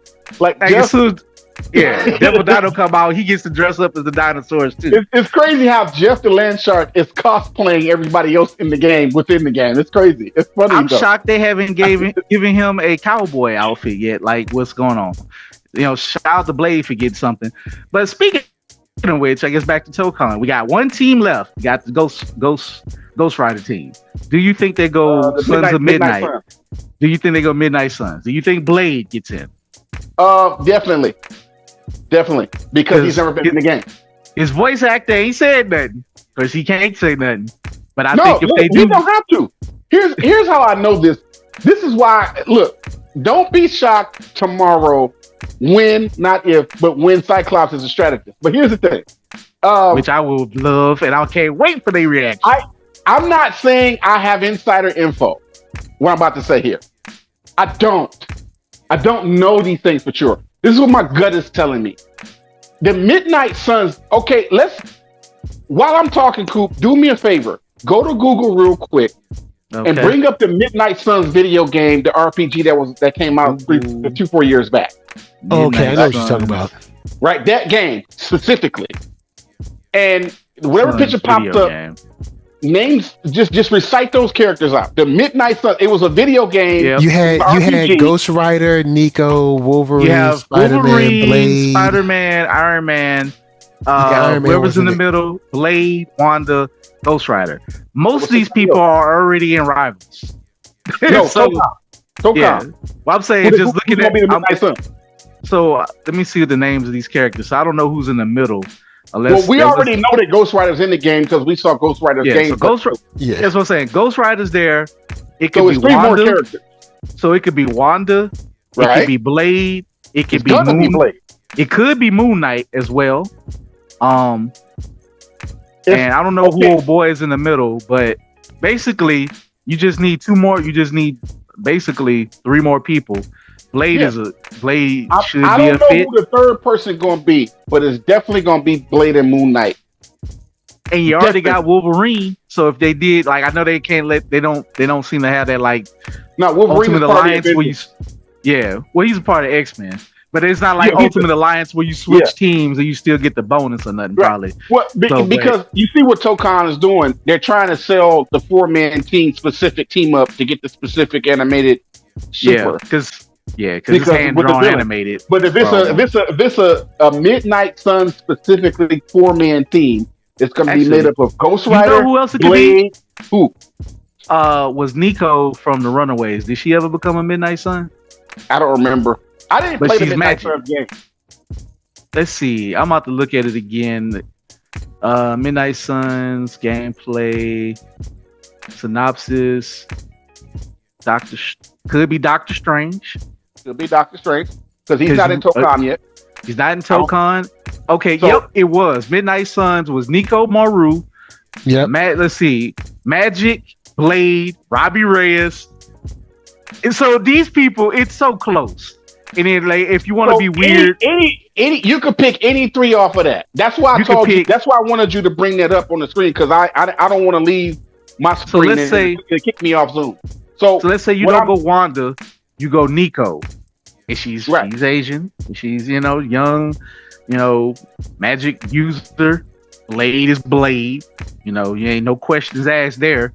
And if you want to, like, you can put Moon Knight on the team just because he's weird and he can be a Midnight Sun. I think he has been a Midnight Sun. Yeah. I feel like two for sure. And the third one is up in the air for me. But what my gut is telling me, Blade and Moon Knight specifically. Now we need a third person, of course, to make it 4. I don't know Nico. Which one of that. In fact, it's probably gonna be Nico or Wanda because every team has a woman. And that what's his name? Maximilian Dude mentioned is he like they don't want it to be, just I was about to say something a little less than PG. They don't want it just to be all male oriented. For all you incels crying about stuff, every team has a lady or 2. So now that's DEI right there. And that's fine. And that's okay. But look, if we're going to call something DEI, call that, which I don't have a problem with, but you have to do that because think about it. You don't want a sausage fest. You want to sell your game. I wasn't going to say it, but since you said it, that's what you said. Like, they don't want a sausage fest. Every team. Well, also, Marvel has tons of people that are dope. And guess what? Some of them are women. Nico is one of them characters that's going to, Nico is a golf girl. She pretty. She Asian. It's by Asian developers. Isn't she Japanese? She's actually Japanese. Yeah, I think she's Japanese. Man, it's a strong case for Nico or Wanda. Wanda can always come later. You know what I'm saying? Wanda can be DLC. But Coop, do you agree? Do you agree with my gut feeling about it being Blade and Moon Knight? Absolutely, as the Midnight Sun. And also, and business wise, not saying that these are looked at that way, but if you're hiring most of the same cast out of Rivals, Moon Knight's in the game, Blade's in Rivals, you would have had them already for their lines. Yeah, Magic is in the game. Same Magic, same person who do Magic, same dude who do Magneto, which he's a great Magneto. By the way, character. By the way, Magic has never been in the fighting game. By the way, but she blew up in Rivals. She sell a ton of Gooner skins. Shout out to her. Like the Magic players, they just God. Sorry, y'all. I always have my issues with. I just know the psychology. If they Spider-Man ain't working, somehow they switch to Black Panther. Then they switch to Magic. They don't never switch type of player. They switch dive. They just switch dive players. And then they always pop up with the booty out Magic. They either start with the booty out Magic, or do they go to Spider-Man, or they go to Black Panther. This is why I can never take them seriously and how they responded to or Daredevil. I'm sure, you know what? They haven't put Daredevil butt cheeks out. Not that they should. He's a conservative man. You know what I'm saying? But you know what? He keep the butt cheeks personal. You know what I'm saying? He got that infused possession going on right now, so you don't want him running around with flames on his body in a bikini. They're like, people was like, take the flames off, man. It's too distracting. We forgot somebody as far as on the male Gooner side on Marvel Rivals. The Human Torch. He got a Gooner skin. He got a male Gooner skin. Yeah, but he's always on flame, so his skin's like, I think he sells skins, but it's like he's on fire. It don't matter. Yeah, but he has his naked Gooner skin. I forgot about him because nobody plays with him for real. Hey, shout out to Hulk. No, Hulk got the biggest Gooner skin because Hulk is practically butt naked. He just got a shot. Bruh, you can look it up. He's like I don't know what his you know how he was on What If when he got the Infinity Gauntlet? Yeah. Oh yeah. But it's just like that at Marvel. It's just different because I don't think he's supposed to be butt naked, but it's just shadow. And he's just glowing with like Kirby circles. Well, he's butt naked to a point. Like if you turn him around to the front, there's nothing down there. But you turn him around, you see butt cheeks. And like, Adam Warlock is butt naked. Butt naked. Yep, he got it. Yep, he got another one. I forgot. That's what I said because we don't play with these characters. Adam Warlock, he showed too got a male Gooner skin. He showed too. Oh, bro, it's just. He showed. Man, what character don't have their butt cheeks out is the question now. Even the Thing has a Speedo. The Thing has a Speedo. Daredevil might be the only, and Peter Parker. He don't have his butt cheeks Daredevil out. And Penny Parker. Penny Parker don't have no Gooner stuff. She's a girl. She don't have a Gooner stuff, even though she's 18. They're glad they didn't. Yeah. I didn't know she was 18. Penny Parker has been thank God in every skin that they gave her. They have not done cauchy for her. In fact, the only reason why they made her, they didn't do it. They made her 18 only so she could be shot in the game, unlike Moon Girl. But y'all got a whole model of Moon Girl. She's actually in the new stage. I played it. I went and danced around. That's when I won my first MVP with Devil Dinosaur. My only MVP with Devil Dinosaur. I went danced around with Moon Girl. Then I killed everybody who was dancing by me because I was like, get away from Moon Girl. She's mine. And then I took it. Like we was having fun, but I was like, all right, y'all. My ult and popped. I gotta kill you. It was fun. I was all like, hey man, that's the only MVP I'm gonna get because in fact, can we take now we on Rivals and then we're gonna go back and I know we gotta wrap up. But we gonna just say this real quick because me and Open Mind talked about this. I'm gonna make this brief. Y'all in the Rivals community are so unfun. The people who hate Devil Dinosaur. And shout out to Cloud Rio. Rio does this every day and he does more deep, so follow him. We agree with a lot of his stuff. Y'all have no game etiquette when it comes to banning. Y'all are very weird. Y'all are you scrubs who are not pros. Y'all, right? One of the best to do it. You know, whatever you think of Maximilian told on y'all. He like, look, y'all. He's like, y'all would consider me a pro. He said, I'm not a pro. I am a casual at this point. I am a content creator. A pro is somebody who is making money. This is how they do it. Yeah, they make money a living out of this. They got sponsors. Y'all are not pros. And he wasn't even trying to hurt their feelings. He was like, see, this is y'all definition. This is my definition. bruh, most people do not fit this man's definition, how you drew it on the chart, and that's fine. People be like, "Oh, you're a casual." Like, bruh, you on here if you on here talking to me, casuals. Ain't nobody, you know what I'm saying, making their bread from if no game. you work a 9 to 5, if you are talking to me in the chat, I promise you are a casual. I can reach unless you are covering, let's say, you know what, I'll go low. Unless you are covering 70%, you know what, I'll go low. I'll go lower. Unless you are covering 60% of your bills from playing video games, not content creation, playing video games, like going to tournaments and stuff like that, then you are not a pro. Like, you could be a professional streamer. You could be a professional content creator. But you're still a casual person. You make, and like, look, Rio said it best. He's like, now, whether he's a pro or not, I don't even think he considers himself a pro. But he's a pro streamer. And he's like, look. Rio would tell you that he's a casual. He's like, but what he said, he's like, oh, my peak, like, I never heard that till he said it. My peak smurf I smurf your peak. He's like, well, I smurf your content. Now what? Oh, you don't like that, huh? Like, I'm away. Like you ain't got no personality. Nobody's watching you. You ain't making what I'm doing. You ain't got it like me. But you don't want to listen to me. Yeah, he said that. When he said that, because he was flexing, he wasn't even trying to like. She's like, I ain't even really trying. I don't know why people like me. I just come on this joint because I love this. I don't get paid for this. Yeah, Cloud Rio does not get paid.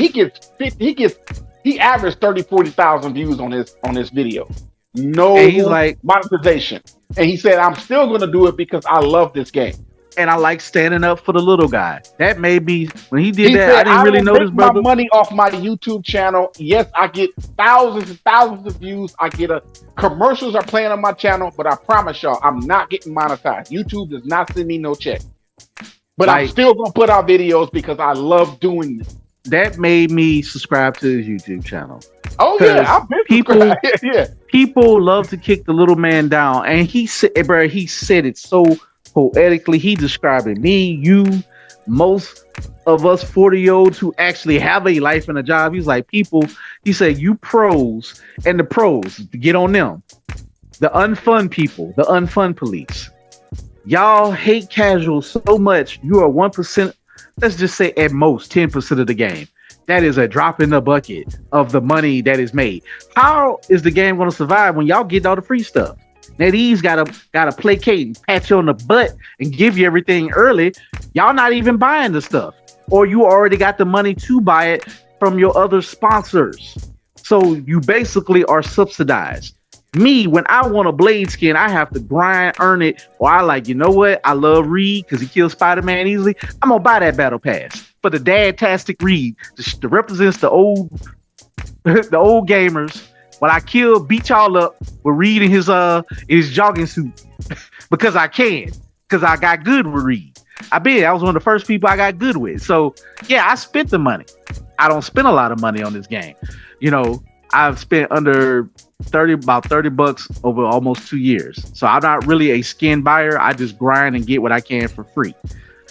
But for pros, I've spent more than probably most pros who complaining about Devil Dinosaur because he's a dumb character. Yet we have a whole talking shark in the game, or a shark that emotes. We have Deadpool in the game. So he ain't serious at all. You know, I'm just saying, like, Deadpool is running around made outfits. Shout out to his booner skins. But you got all this other stuff, and people get mad about, oh, I don't want to do this. They just want dive. They want healing nerf. They don't want so-called easy character. The new phrase now is easy characters shouldn't be able to go to Grandmaster such and such. That's brain dead and no skill. First of all, y'all got to stop saying brain dead. First of all, it's insulting. It's insensitive, and it's dumb. Also, oh, y'all hear me? Yeah, I got you. Okay. I'm about to piggyback you. Go ahead. Finish up. Any character, and I'm gonna say this: there's no such thing as a no skill expression character. They might be lower skill expression, they might be higher skill expression ceiling. But guess what? In a game like Rivals, especially in a fighting game, you know, you got to know your combos, moves, whatever weird character it is. In a game like Rivals, that is a cooldown based hero shooter, which means you don't get no extra special weapons. You get what you get with what the character has. You have to learn the timing and how to defend yourself. When I play Cloak and Dagger, yes, I don't want to play a million buttons and do what Daredevil do. But guess what I gotta do? I have a bullseye on me. I have to learn how to kill Spider-Man. I have to learn how to kill Magic. I have to learn how to kill all the divers to enjoy a game. I've gotten good enough at it and know most people's timing that I can defend myself or make them run away. I can't do it to every single player. They're going to be some demons on there that know my timing, or they just going to have it that day or that match. There's no way to win every single match as a solo queue person. You're just not. In a game where cheating can happen, especially on quick play, since I play on console, but I play cross play on my quick play. So I play with computer players because it do make you better. Real talk. If you know how to defend yourself against those type of players with a so-called low skill, easy character, if I'm so easy, then you should be able to kill me because you have expressed the higher ceiling. But then they cry foul and want to act like they're being taken advantage of, like I'm not beatable. But then they want them nerf. They don't want healing, but then they want healers. Like, it don't make a bit of sense. I'm going to pass the mic to you, bro. I'm confused about people and gamers. It is pissing me off. And so this is just further whoop y'all because I'm not done. Like Coop just gave y'all whooping. I'm finna whoop y'all even more. Back to the part about brain dead, and this applies to fighting games too. All right, I wanna kind of like apply this Marvel Rivals thing to fighting games. When you call it something brain dead, or you have an issue with modern controls or easy mode controls or whatever you consider to be low skill expression easy mode. I got a full-time job. I got a wife and 6 kids. 4 in the house, 2 outside the house, outside the relationship. I'm still my kids though. Just because they ain't in my house don't mean that I don't send them money or interact with them or have a relationship with them, or that they're not included in my life, my daily life, just because they're not under my roof, right? So I have these responsibilities over here. Mind you, my work schedule just changed. I'm off today, but yesterday I put a 12-hour shift, right? 12 hours. And I'm going to have to do that again this coming Sunday. 12-hour shift, Saturday and Sunday, matter of fact. My schedule just changed because Houston is hosting the U.S. World Soccer Tournament, FIFA tournament here. I'm a city bus driver, so they want all buses on the road, and we're going to be working extra hours to accommodate these tourists that's coming in, driving the buses late at night. Yes, I had people on my bus at 2 o'clock in the morning, partying and drinking because they're from out of town anyway.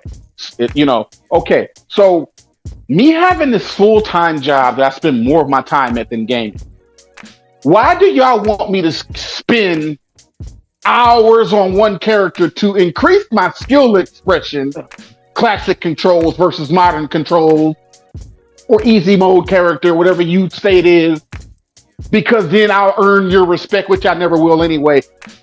But I have these other responsibilities. Why can't I do what Clouded Rio says on a lot of his videos? I just got off work. I just want to sit down and play a couple of games and go to bed. Me and you want to talk and meet up on Rivals and play a few matches and go to bed.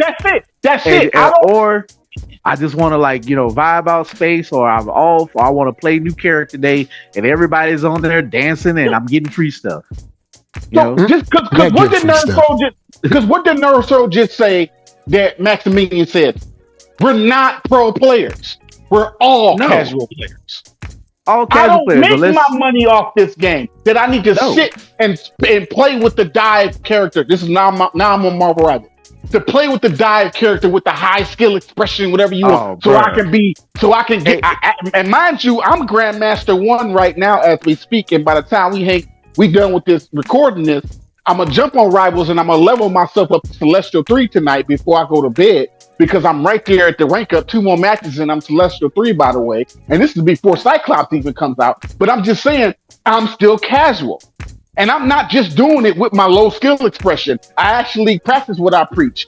I'm a flex player on Marvel Rivals. Because you gotta be. You gotta be. When you're a solo queuer, you have to be. Well, yeah, because when me and Coop did our live stream, we was talking about maining at least 6 characters. I main 12 characters. I counted them. And as the roster grows, and the new characters, like, that's why I made sure to get Deadpool. Deadpool, I like his vibe. He's he's not going to be as strong because they nerfed him, but I know how to play with him. And, I can defend myself against most regular characters. He's still weak against dive, even though he can dive a little. But all the characters that got broken, and that's fine. It's going to be some of that. Like, Mike laughed, like, why do y'all hate Spider-Man so much? The dude, he literally can get to the point the fastest.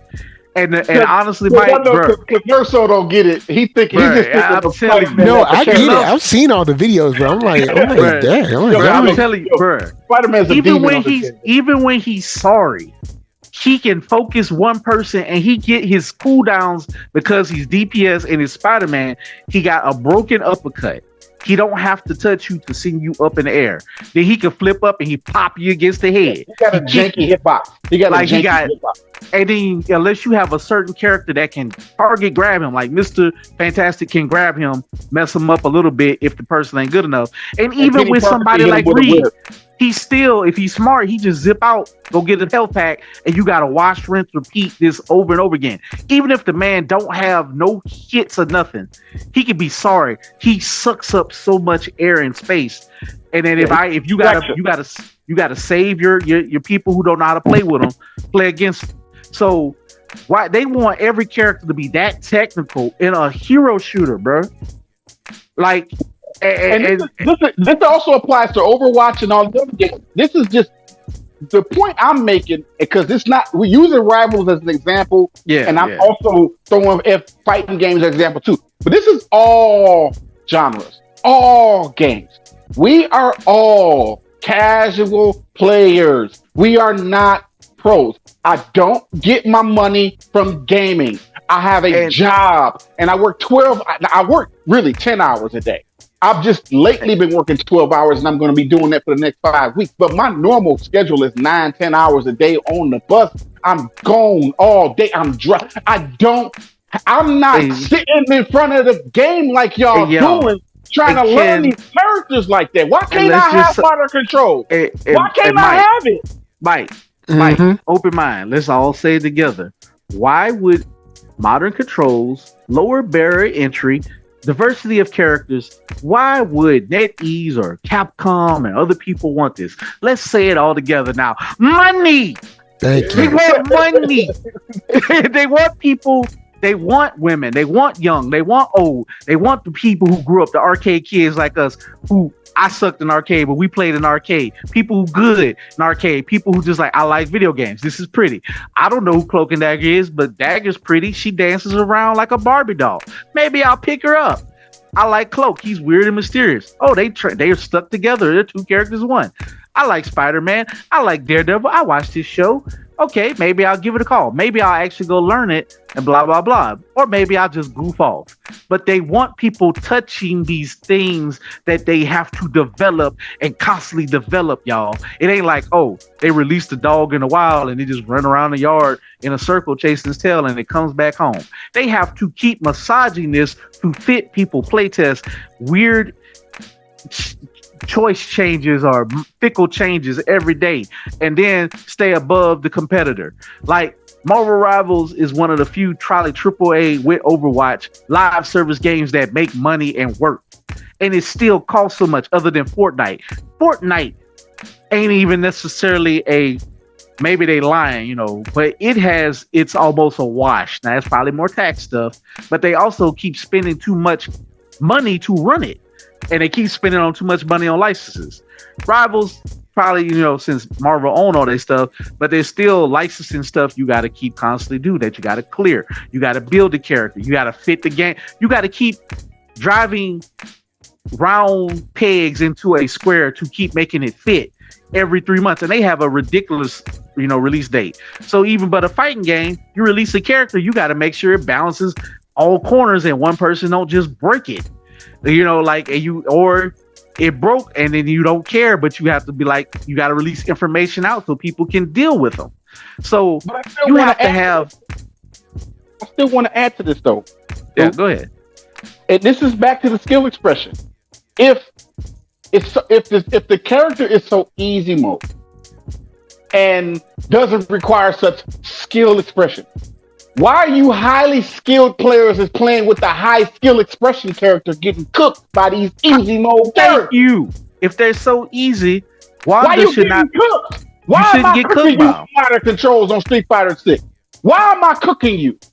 Why should am be able I to do it. cooking you on Street? Because hey, you playing on classic controls. So if you so much better, because modern controls is training wheels, and you need to take training wheels off eventually and put your big boy pants on and play on classic. Why you getting cooked by modern controls? If it's easy mode training wheels, if I'm riding on a tricycle and you got a whole 10 speed, why am I cooking you down this hill and I'm riding on a tricycle? Thank you.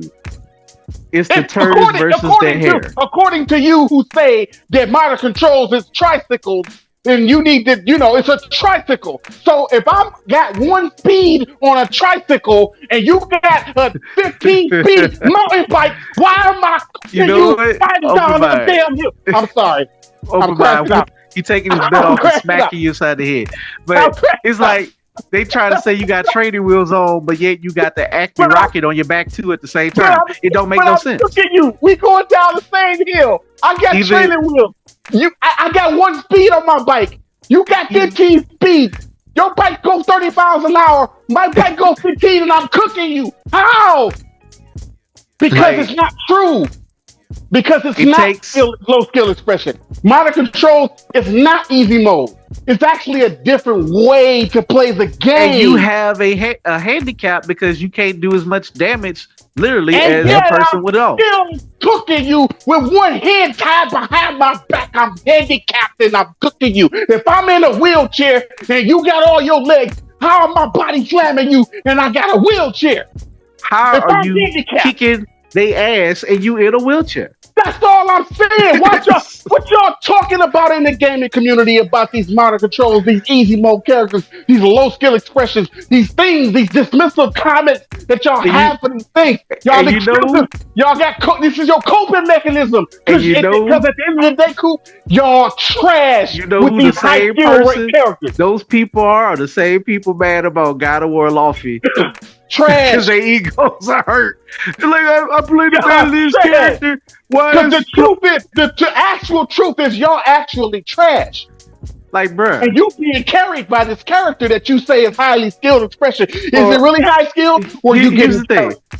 I'm gonna tell you like this, y'all. I'm not ashamed to say this, Mike. One of the easiest people to like get value out of on the game, if he don't die, is Rocket Raccoon on Rivals, right? But guess what? If you do not keep an eye on Rocket Raccoon, you should be scared of Rocket Raccoon. He is literally, he will kill you. He will kill you. He has a gun. His real gun does, I don't know if it does percentage damage. If you like, say, Devil Dinosaur, I'm in the midst of everybody attacking me. I might be beating people up. I'm dead. Rocket then shot all my energy up. Or Psylocke way in the corner. Now she's super high expression, but at the end of the day, she can just hide in the corner too and just simply shoot you, and while you can't react. So somebody like Rocket or Punisher is 1 star. Now Punisher is 1 star. They don't never talk about his skill expression. Right. He is shoot gun man. Shoot with him. Shoot gun man. Now it's not easy because he's slow. He can get cooked and beat off the frame. His guns hurt a lot. The point of all of this, though, Coop, is that me and you know. Yeah, we know the truth. The truth is, it takes timing. It takes skill. It takes all of these characters to have a skill expression, even if it's modern controls or whatever. You have to have some skill and some finesse about you to actually make it work and play it at a high level. And also, which is so stupid in a one-on-one fighter. You look. To beat a man, like Ric Flair said, you got to beat the man. Mm-hmm. You deal with the cards that's dealt with you, or you need to pick another character to counter it. Period. When I'm playing a team game, why do you want me? If Mike, okay, let's say Mike, you playing. Let's say we get you one day to play Marvel Rivals. Let's just say you might want to pick. You probably not gonna pick Spider-Man, but let's just say you pick Spider-Man. Say I really want to play. If y'all let me play Spider-Man, all right. I'm going to pick a healer. Because I'm going to have to, and I'm going to tell you, run your butt back to me. Because you're going to get beat up. Yeah, like swing back to me every so minute. Since me and you talking, I'll try to keep you up. It's gonna be really hard. But let's say if you play like say with like a tank, it'll be easy to do. Like all you got to do is walk backwards, bro, and don't just sit there and take all of it because it's a team game. I'm working to make your life easier. So why not let my function be easier? When somebody gets Devil Dino, I ain't hate on him. Like when he released, I like, bro, I'm gonna pick Penny. I'm gonna pick a healer. I'm gonna pick Penny. You gonna get your second tank. You gonna stay up because I'm gonna protect you. I'm gonna be on your right. I got you 6. I'm a champion level Penny player.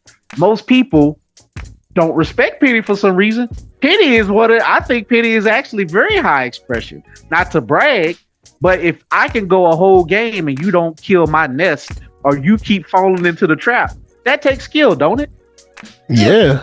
Like now they don't. You gotta know the map to do that stuff. I basically gotta know how you can't see my nest. And then I literally be shooting. I start dancing. I dance side to side and I troll them. They get mad. They fall. They take Bucky and they run right into the trap. They be like, ah. They play it right on the nest and blow up. The crazy thing is, Coop, this game been out almost 2 years. And everybody, if you don't play Penny, you know what Penny Park is, and you still falling for the same stuff. So you can't blame this on low skill expression. This is just you, the gamer. You trash. Like now, the people who know what Penny do, they blow me up. It's rare that I get that a little bit more ranked. And like I know how to play neutral and all this. Like you got to know your neutrals. But usually when you play with a better team that's in the rank, they gonna keep you up. Then I'm a little bit harder to deal with. But if you don't have no clue or you will play all the things that the pros told you to play, the meta pick and all this and that. Now they trying to shame people. And the other thing Rio talked about, and then we're gonna move on about, oh, you pick it against my character. He's like, look, bro, just talk to people. Just say, will you not pick can we ban, just use Spider-Man example so that we can, it's tough to deal with. Because a lot of the problem is the tough to deal characters, people think you're less than, but then they get cooked by the same person they want to pick because they're not as good as that hard person. Trust me, Daredevil will break your skill expression. Spider-Man will break your skill spirit. They will be that Spider-Man and that Daredevil you can't do nothing with. Or that magic, or that one magic player, and heaven forbid you come across a good Black Panther. Black Panther, when you come across a actual good Black Panther, you cannot see him because the Black Panther is not a character you can just pick up and play with. You got to actually know what you're doing to play a Black Panther. And if you know what you're doing, you're a demon on the map. You're a demon on the map. But he literally has a mechanism tech. You got to tech all of his stuff to get him back to work. Black Panther, being the black man that he is a demon on this game if you know how to play with the character. But the whole roster is trash if you trash. You trash. But Black Panther is not that character that you can just pick up and run through. You actually have to have finesse and timing. And he's not your first character you touch. Yeah, and if you do it right, if you learn the actual tech that is Black Panther, you are a demon on a map. Everybody hates you. Don't nobody want to see you come. And guess who I can still pick with my expression and still shut down top? Black Panthers, Penny Parker. I can't dive that good, but I am better at anti-dive. So I can shut down what you do good at if you run into my map. So I know what my skill level is. I can't do all the fast twitch things or I don't understand. Okay, I set this here. I put this here where you might go. And then maybe I grab you. Then you dead. Yeah. So I know my play style. And that's my skill expression to shut. Maybe I'm not the top offensive player, but I know how to be anti-you. That's why I learned how to play White Fox and learn how to be anti-dive / dive when I need to be. Because when I'm White Fox, I am not a victim. I am not either. Listen, I double dare a Daredevil to come in the back line while I'm White Fox. Bro, I didn't. One Thor, I didn't killed all of the divers. Dare I say, puns on Daredevil, dare I say, Black Panther come in the back line while I'm White Fox. Tear him up. He got to run away. If you're doing it right. White Fox is she is a DPS character who can heal. That's what she is. She's not a healer. She's a DPS duelist who can heal. And you know what they say now? What they doing now? They banning White Fox. Listen, if y'all watch my live stream today, White Fox got banned a lot on my live stream today. Wow. Like, and you know what they love to say? Listen, because I'm high up in rank now. Like, I'm almost to Celestial. So as you get into the higher ranks, you see different bans, and they not banning Spider-Man, and nor are they picking them either. Because Spider-Man getting cooked. They banning Black Cat, White Fox, Daredevil, Gambit. and Gambit up there in the high rank. They like Spider-Man. That's for the low rank people. We don't care nothing. We ain't worried about Spider-Man. We worried about Black Cat, White Fox, and Daredevil. Yeah, because speaking of skill expression, Black Cat might absolutely have a higher skill expression than Spider-Man, and it's insane. It's stupid. But a good Black Cat will make you cut the game off. Yes, a good Black Cat, you can't get near him, like literally. Don't let them have Black Cat and Black Panther on their squad. That's a wrap. Y'all not doing nothing. I'm talking about good players now. You have to be good now. I still want you to play this game because I want you to experience this pain one good time. I kind of don't want. Just so I can do the iteration. I'm trying to keep NERDSoul's innocence. Just turn off the chat. I just want him to do it for one day. Me and Coop are terrible people. Mike is our only like saving grace. Like he's pure. He's pure. I want to keep him pure. Hey man, look, but I'll just say this. I know we don't win a lot on the rivals, but I enjoy when y'all get in the rivals. Because it's like y'all love the game, but y'all hate rivals, the community. Yeah. What did Rio say? I know Flats even said. Flats get on my nerves sometimes, but he been cooking too. He's like, Rivals is a great game. It's a well-made game, but I hate the gamers. I hate the gamers. Bro, these are your pros. These are your top level streamers saying they hate y'all.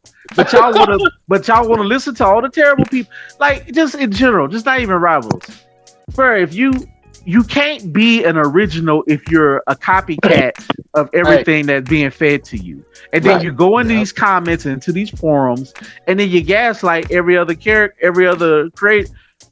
a gamer, and just people who just want to chill and have fun. And I see those a-holes, and sometimes I just say skill expression to them when then they be like, the heals are too OP and such and such. Like, bruh, the damage. Like, Mike, when you play these games, wouldn't you like a heal pack? We play that's Pac-Man. The whole point. Don't having an extra man feel good? Yeah. Because you got that security. You know, you're like, all right, I'm gonna be all right. Bro, when we play Call of Duty, we be begging, you be running for the heal packs. You gotta slide, get in, try to find it, or get the little bed pack. But Twisted Metal, bro, you was like Twisted Metal 2. Getting the heal pack was a art because you needed it. like you just always need it. So if there's a person that literally can keep you up, you think learning like, hey, okay, they can't move as fast as me. All I gotta do is come backwards. Nope. They too busy. You need to learn to play good and keep up and blah, blah, blah. Okay, then. So then healers got to be strong. You don't think the devs realize that? Like, so if they want more people, millions of people got to touch this game. If it ever dropped below certain numbers, it goes away. And NetEase, you never know how much of their company is tied into this one game. You just don't know how much effort. And in saying that right there, Coop, you would think that they would get like, if that many people touching the game, ain't nobody finna spend that much time grinding this game with this one character to satisfy you that they skill expression. Because if they too strong, you're gonna be mad and say they too strong. You want them to put the game down and play something else so that you can you can exist on the game because there's other games to play. Exactly, bro. It's like it is make me play my. It's the only reason why I play my PlayStation 5 a lot. Otherwise, I'll just be strictly Switch at this point. And luckily, they dropped right when they did because I was about to be like, because there's just so many of these games. Shout out to all the summer games. I know we talk about this.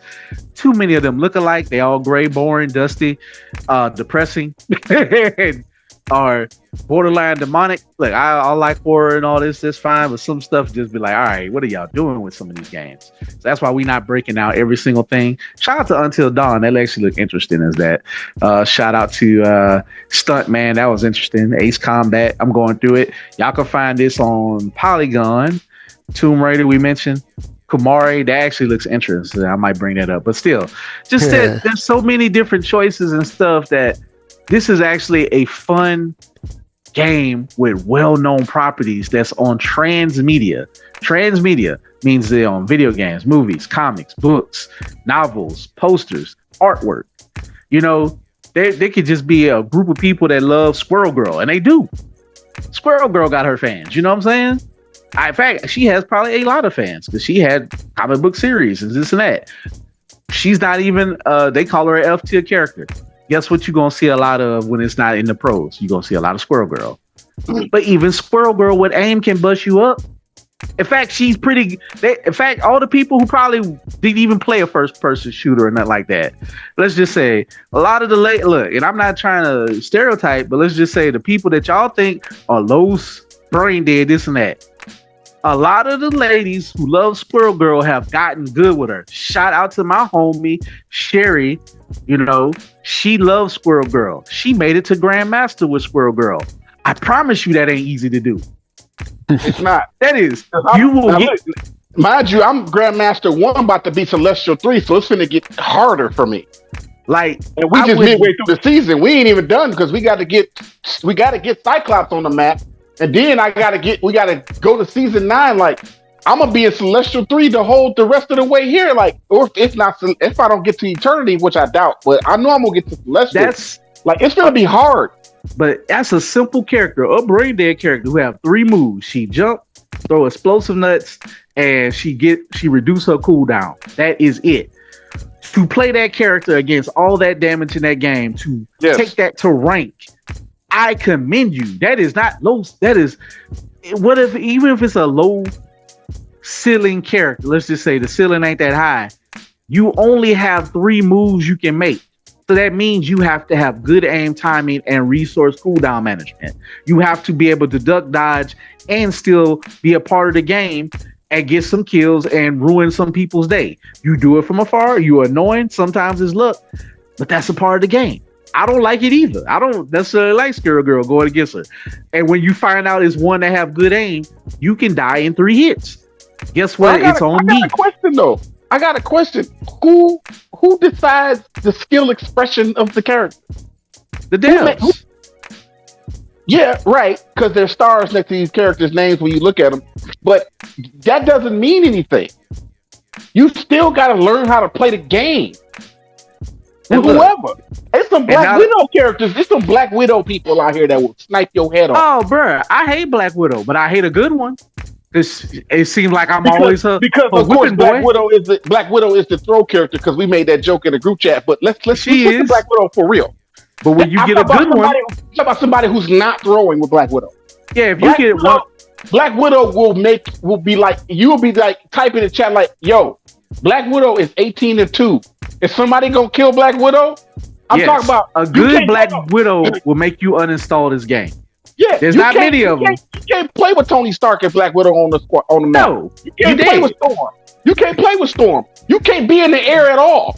You got to be on the ground. And if you're on the ground, you better hide behind your tank that she's popping you. One shot to the head, dead. Look, when I play Iron Man, I be moving up, left, down, right. I lose my corner because there's Jean. They one-shot you. Look, Black Widow is a better sniper than Hawkeye. I don't care what nobody say. Yeah, Hawkeye is one-shot kill to the head too with his bow and arrow. But Black Widow aiming, I'm talking about. I've seen some people no scope with Black Widow because when you die, you see the kill cam. When you die, you see the kill cam, and you see how she killed you. No scope. She's one of those characters that has inherited advantages against playing her. But if somebody overcome the skill expression and they become blah blah blah, then she's offensive. Literally, she can literally push you back because a bullet comes through your head and she can super jump. we rarely see that she's a unicorn at the end of the day, because how many people are actually good with this character? They too busy throwing with her. But an actual good Black Widow who's serious and she's not throwing, they're not picking her to throw, and then like really serious. Your teammates just she will get MVP on this screen. I'm telling you. And is it just me? Open mind, is it just me? When you play against the good Black Widow, why does it seem like your teammates run and then you always gotta? It doesn't seem like it feel like us as black men. I know they don't know that we black. They might know me because I go by blurtish, but I feel like they try to make me the whipping boy. I'll be like, look, are y'all gonna kill her? All right, I guess I gotta take one for the team because we about to lose because we're getting shot in the head. Like what it is? I'm gonna answer your question. We're so conditioned to believe that somebody's throwing with Black Widow that they're not taking her seriously. Bruh, the moment you hear the enemy side. When I hear rapid gunshots go off and I see we not progressing, I literally hit the little menu button and I look at Black. I'm like, all right, is there a Black Widow?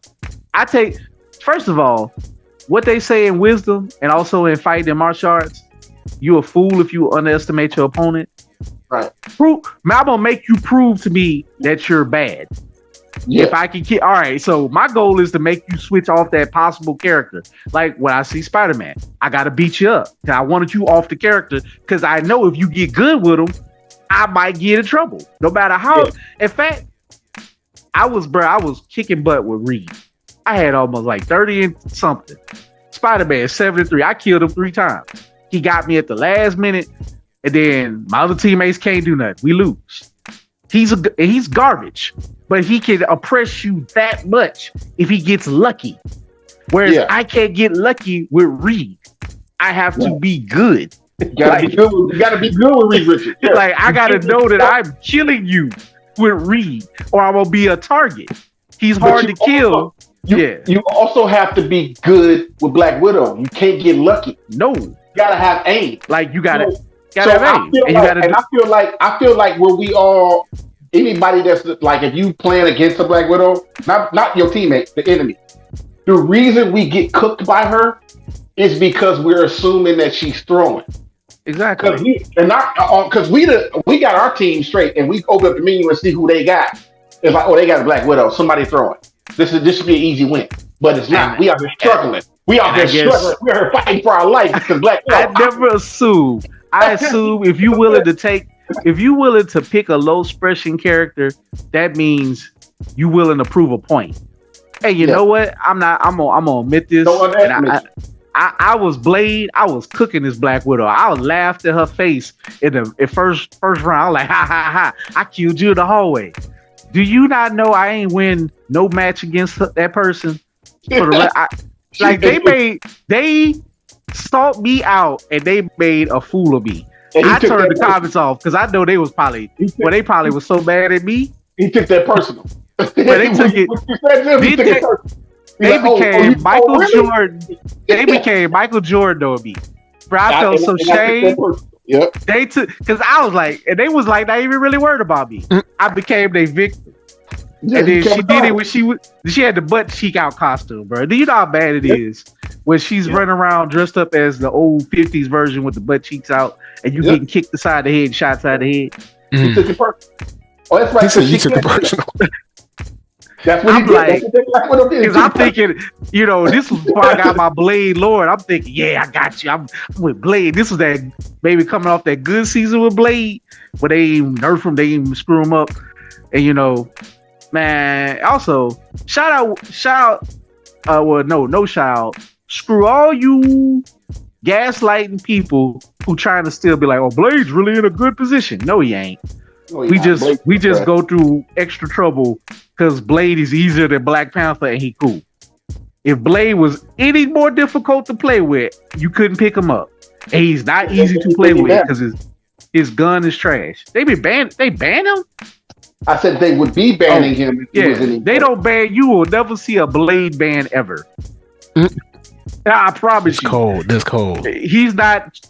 If you got a bland bait, if you ban in Blade, then you might want to just practice because all you got to do is stun him and he's dead. And then for some reason, everybody double triple teams Blade and they just 3 shots and he's dead by 3 different people. Even though he got 350 health, it don't feel like it. He got life steal, it don't feel like it. Like with Blade, it's a dedication to taking a butt whooping. That's why I say even with Squirrel Girl, it's a dedication that you're going to die. With Rocket, you are dedicating that you are going to be a target of every single diver. It is not like you're just, but also you can fight back. So I never told anybody it's a skill issue. Well, I ain't gonna lie. Rivals will make you toxic, and then you just say stuff to people if you lose when you know they're not trying. I've been on teams with the cruddiest of Rockets that I'll be like, if I could punch you in your jaw, I would right now. To people who are like, you know what? Thank you, sir. Can I go get you some lemonade? Because thank you. You pay him. I wish you had these healing powers in real life. I'll be like Superman. Because I have no idea how you this good with Rocket. I ain't see you. I ain't hear from you. All I heard is your little lines. And then his ultimate every so often. And when that Rocket has one of the best ultimates in the game. He has a lot of people used to didn't understand that. They tweaked it a little bit. He literally makes you immortal. You cannot kill. No, it is nigh impossible to kill anybody when Rocket's ultimate is going. No, it's two things. You're immortal and you got a damage boost. Exactly. You don't even need to go buy them when Rocket's ultimate is going on. Look, if you Rocket, because I'm almost to Lord with him. If you playing Rocket Raccoon, because they banned my Jeff, right? So I got to take another healer, and they banned White Fox too. So White Fox and Jeff getting banned. So I got to pick another healer. Okay, so here's what I've been doing with Rocket. I don't just heal bot, but then again I do heal bot because he only got 2 abilities on cooldown. He can throw the revive beacon and that's it, and then he can dash. So I shoot out a little bullets here and there that kind of like taking some damage away from a distance, but I'm not trying to kill nobody. I'm just trying to like get people's attention. Hey, I'm Rocket and I'm shooting at you. So you're gonna come towards me and I'm kind of like setting a trap for you. All I'm doing is building when I throw that ult out, I go crazy. I'm not heal bot no more. I'm Demon Rocket now. Because I'm gonna stand next to the ult. Not Demon Rocket. Oh, bro. Because Rocket already got a high damage with his Gatling gun. And then when he throw his ultimate out, it's like good example. Mike, you play basketball, right? Mm-hmm. You play point guard or shooting guard, right? Yep. Okay. When you playing point guard and you like to shoot, I'm a center that rolls and screams for you. You like that, don't you? Yeah. You scroll, you kick it to him, he kick it back to you, you wide open. Feels really good, don't it? Yeah, it's nice to get a little assistance. So for all of y'all who don't understand that little concept right there, that's roll, screen and roll, kick and kick back. It's that simple. That right there can score a ton of points. If I'm setting picks for you with a character that's not even trying to score points, I'm just keeping you alive. I'm a distraction. I'm running interference because ultimately, if my gun I do put the gack on you, I might take you out if you come too close. And then all of a sudden, he's a point guard. I give you, then I make you immortal. Let's say I'm a point guard or I'm Eric Stowe. I ain't gonna shoot the ball. You Iverson. I'm gonna get the ball to you, and not only that, I'm gonna make you wide open, and then nobody can defend you for about a good minute. Yeah, it's a good. Sounds good. Yeah, that's about right. That sounds good, don't it? Yep, sound great to me. But that's what Rocket Raccoon is. That's a great analogy. But you know what they love to say? Heal button. Why are you heal button? I don't like heal bots. But why would you not? You alive? You got a health bar. I would be thankful for anybody who heal bots for me. If I'm heal botting you, bro, I'd be like, thank you. Bar. Why are you still struggling with that person you fighting? You got a full life bar. They're not being healed. You're being healed. You fighting 1v1 and somehow you still die? I rarely get the heal bot.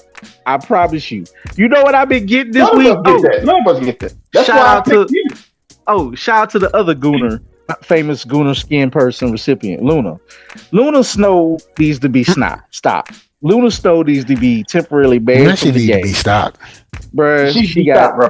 She need to be stopped. She need to be banned. That's who they need to ban. They won't ban their little ABG, you know, their I've little never baby seen Luna girl. Snow get banned, But ever. bruh, Lunas are so Lunas are nothing but toxic dudes who love their waifu, and maybe some ladies who just want to dance, or you know, just whatever.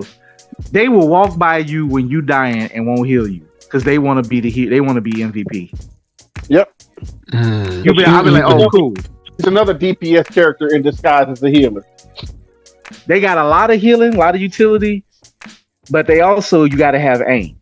And a good dive can wipe out a Luna who don't manage their cooldowns out easily. If a Luna don't got aim, she useless. Straight up. Like, but they still, everybody picks Luna every single match. And because she is kind of like one of the mascots, she is one of the favorites. She is she's NetEase's creation. So she's gonna always be taken care of. She's gonna always get new skins. Any and everything, bro. They had the Savage Land theme. It really was. I don't know why it didn't even have nothing to do with Savage Land. It was just an excuse to drop a racist skin for Luna. I'm like, I get it. And now you see her either in her swimsuit or her new racing outfit with all the colors. And people even did measurements on how they enhance certain things with her new skins. I'm like, bro. Sometimes I see Luna, I just like, y'all, can y'all please heal me? I'm like, bro, I get it, bro. I understand. Luna, it's the summer of Luna again. It ain't never stopped being Luna's world. Now it's ever since whoever created Dive Luna as a meta or whatever pro done said it, bro. They done poison. They be poisoning the game, bro. I don't know if they do this as jokes for us casual players, or they really believe this garbage, and then everybody try to emulate what the pros do. You know why a Dive Luna work? When you could play with 6 of your friends or 5 of your friends or 3 of your friends who are also high level players who don't have jobs. You can't do that in solo. And you will get some that are extremely good and they'll make your life hell, but they're probably 6 stacking. Bro, I'll be with the Lunas that just I don't know, they be running head first into the damage. I'll be like, bro, like I can't save you because I'm gonna get murdered. They be dying because when they 6 stacking, they practicing in the box like me and you did all the time. You know, they're practicing not to beat the box, they're practicing their coordination with each other as a 6 stack. So yeah, but when you don't know these people. I don't know you. You don't know me. I'm just picking my character. You picking your character, and we YOLOing right now. It calms down a little bit. That's what solo queue is. Solo queue is YOLO. That's all it is. Bruh, you play Devil Dinosaur, you get froze, you get CC'd all the time. Like, bro, they just like, man, leave Dino alone, bro. You get Jean, can 2-tap, 3-tap you with the devil. You a whole dinosaur, she 3-tap. And I get it, she's Jean. But it's like, dog. And I get it, he can be impressively strong too. But they be like, well, kick him out the game. Anybody who shoot on the game is his counter. Think about that. Rocket is his counter. Wow. I'm saying, bro. But people just be. It's just like it's something to complain about at the end of the day. They don't have no merit. They have no merit. Gamers, y'all. I just beg y'all, quit being incels. Quit listening to fake pros. Quit listening to grifters. It really ruins the fun because it starts trends, and then eventually. I know the devs are spineless because they cannot risk any type of movement that goes against them because it can immediately cut their money. So they have to placate to the pros a smidge because you want them. You got to placate to the stream. You got to placate to the big streamers. The pros are really ignorant. If you're a pro and you ain't a streamer, you're not that important. I promise you. Like you're not as important as you think you are. Nah. Like you're like you got a team. A streamer brings people to it like you're watching an episode of TV. Literally, that's the whole economy based on this thing. That goes away for a live service game. You got nothing because Marvel ain't gonna Marvel gonna get their money regardless. Now Marvel would love to keep it licensed or whatever, You think they're not gonna relicense it back out? They not gonna stop. So who's in trouble here? NetEase. So I don't know, bro. I know we had a long rant about rivals, but trust me, it's been long. It's what's going on in the community, and it's not just rivals. It's the game. It's FCG, it's the gaming community. It's the gaming community. It ain't no even one specific. It's not a genre. It's the gaming community. From the people hating on everything, whatever, hating on women in gaming, hating on black people in gaming and fandom. It ain't just gaming, y'all. Blurdish over here. Trust me, we see it in blurred community all the time. They don't even want you to cosplay. They trying to reverse races, comment you now and all this other stuff. So it's so much trash out there. So y'all just try to stay positive in all of this. Try to find the fun in it. Don't let these people bring you down. I know it's not easier for you younger people, because we are observers. At the end of the day, man, we got jobs, we got children, we done live life. We find it weird. We find it very weird and strange. Like, we're trying to find some sense in it. And trust me, guys, you being this great gamer ain't gonna necessarily get you the woman you want. You ain't gonna outshame the woman that you think you deserve to have, and you ain't gonna tell her to get back in the kitchen and not touch a game when she might be way better than you. Because the three of us, we lucky to have spouses that let us do our thing. Yes, like right now, and not make it like ain't you a grown man doing it? Like our wives don't do us like that. Nah. And I think we're blessed. I'm gonna say lucky. We're because there are women that definitely don't even want you to touch will try game. to shame you for playing a game. I work with them. Yeah. They think that's less than being a like. There's still women who think that's less than being a man. While y'all up here trying to argue y'all manhood and litigate it by being a gamer. I'm telling you, I trust me. Those be the women y'all attracted to. And they don't want you. Y'all want the girl that don't want you to play the game. And since she don't want you, they don't even want you to have a game. And since she's shaming you and talking so much about, that's why you toxic in the chat in the first place, because the chick that you like is making fun of you for even playing video games. Why they got whereas we got spouses that love us and know that this is our decompression, this is our peace, this is our hobby. Like, look, like NERDSoul wife let him do his thing. She don't bother him. It's cheaper than drinking. I'm not going out partying. I'm not doing nothing crazy in this economy. I don't even feel like I deserve to treat myself to a skin unless I've mastered the character or got to a point. And I still don't want to do it because I'll be like, it's $10. I don't know how some of y'all paying $30 for skins. I'm like, what? Be like, look, crazy. Look, I just found out the cheat hack. What I told you, I was like, oh, I didn't really know that you could buy stuff free on the battle pass. I didn't even understand this whole time. I'm like, wait a minute. I had currency from grinding. I bought all the free stuff off the battle pass. I'm like, I feel great. Look, I got some chromium that I can buy. I can use the battle pass. I'm not interested in what they're selling. I can buy a battle pass. I got 1,300 lattice right now. 1,300. I can buy a battle pass. I don't like the battle pass. Well, I got all the I got like 10,000 chromium. Hey man, I got the cute version of Mantis doing her little sexy cowgirl clap. But that's the thing. I'm only gonna buy skins for characters, and I ain't buying it. I'm using in-game currency. There's characters that I play. I don't play Mantis. I don't want her. I have the skin, the free one. I got it because I unlocked it, but I'm not gonna never play with Mantis. So I don't need it. I don't need it. I'm here to tell you, if I like the skin, I am going to queue up some games with that person. Other than Spider-Man or Black Panther and not Black Widow. I'll do it for Storm, knowing I'm gonna get my head beamed in. When I got her free skin, I'm like, all right, time to learn how to play Storm. I got all the Storm's free skins too, just for the sake of Black Power. Hey, bro, the wedding skin with her Black Panther is beautiful, man. It's like, all right, she do look like an art, bro. She looks beautiful. Storm looks like a straight empress in this. Yep. Like that's the best, beautiful That's the best representation I've seen of just art-wise of a black woman in a video game. Like, it is beautiful. Aurora Monroe as Black Panther's T'Challa's wife with that outfit, that Empress outfit on. It's beautiful. And she looks straight Empress.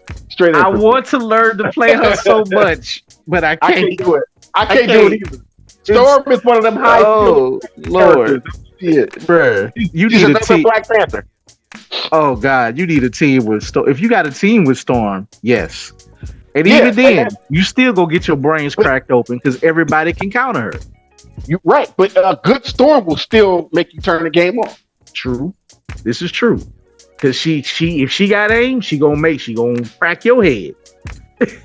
But if you don't or you miss, takes couple of one shots, and it's always Black Widow, or it's always G, or it's always Hela. Oh my God, the Hellas be so vicious, bro. I just be like, all right, y'all, just hit me on the leg, bro. The thing about Storm though is that she has an ability that boosts your damage, and it's not an ult. It's just a cooldown ability. She can keep boosting your damage, you herself damage, and everybody on the team. That's I'm gonna say this.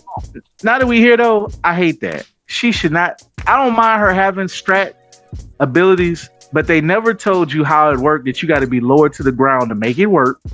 They lied. They never. They kept that a secret till people had to figure it out. I don't understand why you a flyer and you have to come low to the ground, because I got to come low to the ground. Ultron too to keep myself alive. You say you don't understand it. I understand it. Just think about it. Think about it. Why would a flyer have to come to the ground, whether it's for anything, for something to work? Because of balance. Because fair enough. You got to think about it. If she could do that from across the screen while in the air, or just be under the circle, but man, bro, that's the disadvantage to Storm. It's supposed to be. It balances her out. But good Lord, she's slow. And without nobody telling me this, it just makes sense. It makes sense that she would have to come down out the air and be close to her team to make that damage boost work, because otherwise she can keep spamming it from a distance and oppress the whole battlefield. To be fair, if you got a good team, yes, that her, like, can you imagine a good Storm, a good Mantis, somebody crazy like Loki, just like who gonna pull out anything, and if they can all play together and have two good tanks, yes, those teams will start becoming immortal real fast. Yeah, and then you won't do nothing. And throw Rocket in there. Throw Rocket Raccoon in there. Oh, good Lord! That's like a zombie team. That's like. There's nobody gonna die ever. And I'm sure there is somebody who done figured this comp out, that if you can make it work, it's just thank goodness that for the most part dive can blink so many of those people. Like if you got good dive, you can blink those people out where that comp may not ever take hold. But if it do, in fact, throw Magneto on that team. Oh my God. That's a wrap. That's over. It's over. It's like you can't hit, you ain't learned nothing. It's over. You throw Magneto in there, it's over. See, Mike, this is why you need to play the game. To see this visually, what we're telling you. Like how I just described Rocket, and Storm and Mantis can boost your damage. Magneto is Magneto. His powers work just like on the cartoon. He can become invulnerable. He can make you invulnerable for a second or two. Yeah, it's a cooldown. It's on a cooldown, but he can do it. But he's very, if you're not near Magneto to burst him down, he's very unkillable. Yeah. And then if you want to get fun, throw Reed on that team. Because Reed actually recovers health. Reed literally becomes walking invulnerable for a second. Yep. He walks slow. And the more you keep attacking him, you're healing him with your attack. Or especially when he attacks you. Like, I could be down low, and if I get swole size, I'm healed. I heal myself by beating you up. Yeah. That's one of Reed's abilities. Like Daredevil now, he gets it fast. He don't heal himself. Reed literally heals himself from beating you in the face. And he gets swole, and he right back. I hate Daredevil, bro. But I can deal with him. I'd rather deal with him than Spider-Man, because all I need is White Fox. All you need is space. Or Punisher. I can deal with him with Punisher too. Shotgun Punisher. Spider-Man just jumps over the whole map, man. It's like fighting the queen in chess, bro. Like it's just even if they're not good, the queen can just do everything. She could just jump and get out of harm's way. But you can catch her. But I know, Mike, we've been on for a long time, but I just want to say, y'all, there are a lot of good games coming out tomorrow. The what you call it, direct is coming. There's some rumors or technically today when they're here. What today in about 7 hours, 8 hours. So yeah, there's rumors of that, y'all. We'll probably be back on that. I don't think it's gonna be any secret. There might be like some remakes of some Zelda games because Zelda always sell. They're actually gonna have a 95-minute treehouse after the presentation. So when Nintendo has a treehouse followed by their June direct, that means they either got something big to show you or more in depth. So I'm calling it now. It's gonna be a new Mario game. I don't think so. I think that's gonna come in September. But I might be shocked. It can still come in September. They're gonna announce it. Oh, yeah. That's what I'm saying. Because I know the treehouse. Because the treehouse is gonna do a lot of. They're gonna do Star Fox, Orbitals. Orbitals is their exclusive. It's third party, but it's Nintendo exclusive. So just like a first party game. But that's the one based on the anime style, the 80s anime style. That's a co-op, like Takes Two. That's gonna be big. Whether if that's everybody's type of tea, that's gonna be probably shown a lot. And then they're gonna announce a Zelda remake of something tomorrow. That's gonna make some waves. I feel like it's gonna be a Zelda, either a remake or some type of Zelda game. Chrono Trigger and a Mario game, not Mario Kart. Because Donkey Kong pretty much made the 3D. Donkey Kong pretty much. Well, they could release some DLC. Some Mario Kart DLC could be announced. That in addition to a Mario game. I'm talking about like Super Mario Brothers, something, and I don't think it's gonna be side scrolling. I think it's gonna be third person 3D, like the Donkey Kong. I think they're going to. Every 5 to 10 years, they're going to make a 3D Mario. Like that. That's going to keep happening. Yeah. I don't think the Mario. First of all, we got 2 Mario movies out. Yeah. Sony State of Play just happened. Xbox State of Play just happened. Grand Theft Auto 6 is coming out this year. Now, look, Uncle Nintendo got a flex, and if you put a Mario game out, Mario Kart is already out. Okay. Now I'm gonna say this: if they're gonna flex this, it's gonna be a Mario game of some sort. I'm gonna make a weird call because you know who loves Uncle Nintendo? Who? Nephew Capcom, because they like, thank you, Uncle Nintendo, for making a system we can put our games on and make more money. And where did Marvel vs. Capcom 2 collection got released on a direct? Do you think there will be another Capcom collection of a kind announced tomorrow? Yeah, I don't see why not. Do you think we get a Darkstalkers collection? I don't think it'll be Darkstalkers. I think it'll be. I'm not saying no. I'm saying I don't know. But I would. Because we already got Power Stone 1 and 2 collection, and those last, and we got the 3D, some of the 3D fighters. I guess they got a couple. I got a plot twist though. What's that beat 'em up game with the little baby in the suit? What is his name? Commando something. You think they're gonna announce a Captain Commando remake? I almost would doubt that. Just because Capcom. That's why I said plot twist. Okay. I would bet if I had a bet, I would bet against. I'm not saying it's gonna be a new one. I'm saying part of the collection. If it is another Capcom collection, I think it is time that Captain Commando make that collection. That's right. You're right. Fair enough. Yeah, I ain't saying a new game. I'm saying it could be, but I doubt it. I feel I'm leaning more toward a Capcom collection, but not fighting game. A Capcom collection of beat 'em up, because we're in the age of beat 'em up. If don't nobody notice, Monster Hunter. We're in the age of beat 'em up right now. It'd probably be some Monster Hunter stuff that I know a new Monster Hunter is coming, so they probably just gonna re-show that, because they did show that at the other showcases.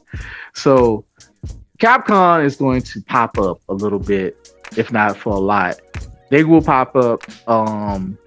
That probably be it. It's gonna be Dust Bloods, Star Fox, Orbitals are going to get the main bulk of those. I think of the main show and on the Treehouse. Now, but then again, Mario will break the internet. But that's what I'm saying. That's what I'm banking on. Of course, there'll be a lot of stuff. We don't know. It's going to be a whole Nintendo Direct. I feel like they're going to bring the price down on Nintendo. That's not. So here's my 2 hot takes, and then we can end the show. Whatever. A Mario game of some sort, not Mario Kart 2 or nothing. We got Mario Kart. Talk about a 3D, fully realized Mario game in its modern state, and a price change in the Nintendo Switch 2. Not that much of a price drop, but a price change. I hope it goes down. Well, I think something's going to happen to the price of Nintendo Switch. I already tell you, they already agreed. The investors already said the price is going up. It's happening on September. The price is going up $50. I'm saying price change. I hope it's going down. Are you?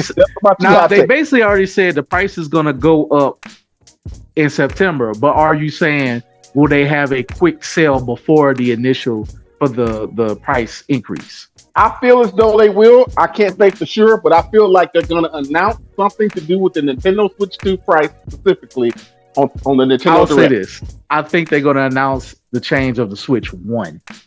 They already increased the price of both of the Switch 1. I think they dropped the price on the Switch Lite to drop it, and that's it. I don't think they're not going to drop the Switch 2. They already increased the price of it in Japan, and America's to come in September. So that's already in the books.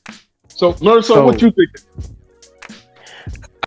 I'm hoping that we get a Mario, like another beautiful looking Mario. Right. And then for Nintendo, I'd like to see them dig up something like old and obscure.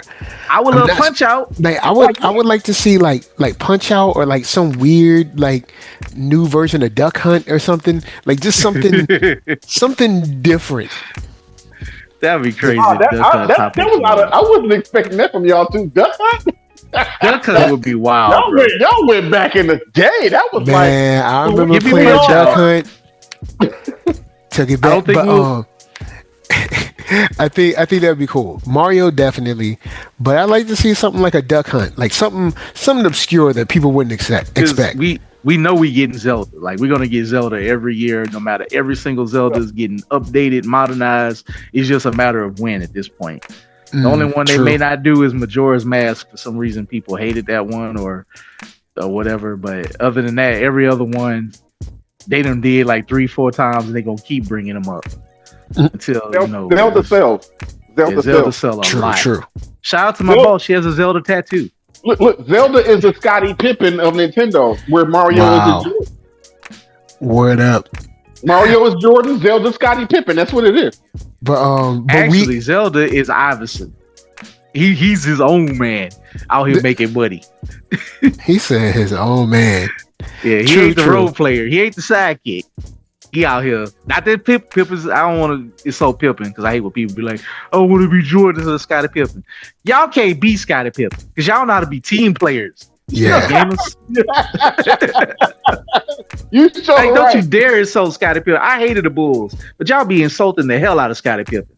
Y'all wonder why that man salty. Like y'all have no idea how from Arkansas basketball IQ it took to play the way he played. Bro, to make Jordan better than what he was. And Jordan was great. But they got Scottie Pippen. It was over. Bruh, trust me, when I want to be Jordan and I get the rocket that's my Scottie Pippen, I'll take Ron Harper. Some of y'all can't be Ron Harper. Some of y'all can't set a screen like John Concac, the equivalent. Y'all John Concac and y'all trying to dunk on Shaq. Y'all getting y'all heads blown off and wonder why you sad. Because you don't know how to play a team game. You don't know how to be non-selfish. You don't know how to think of others in a gaming space.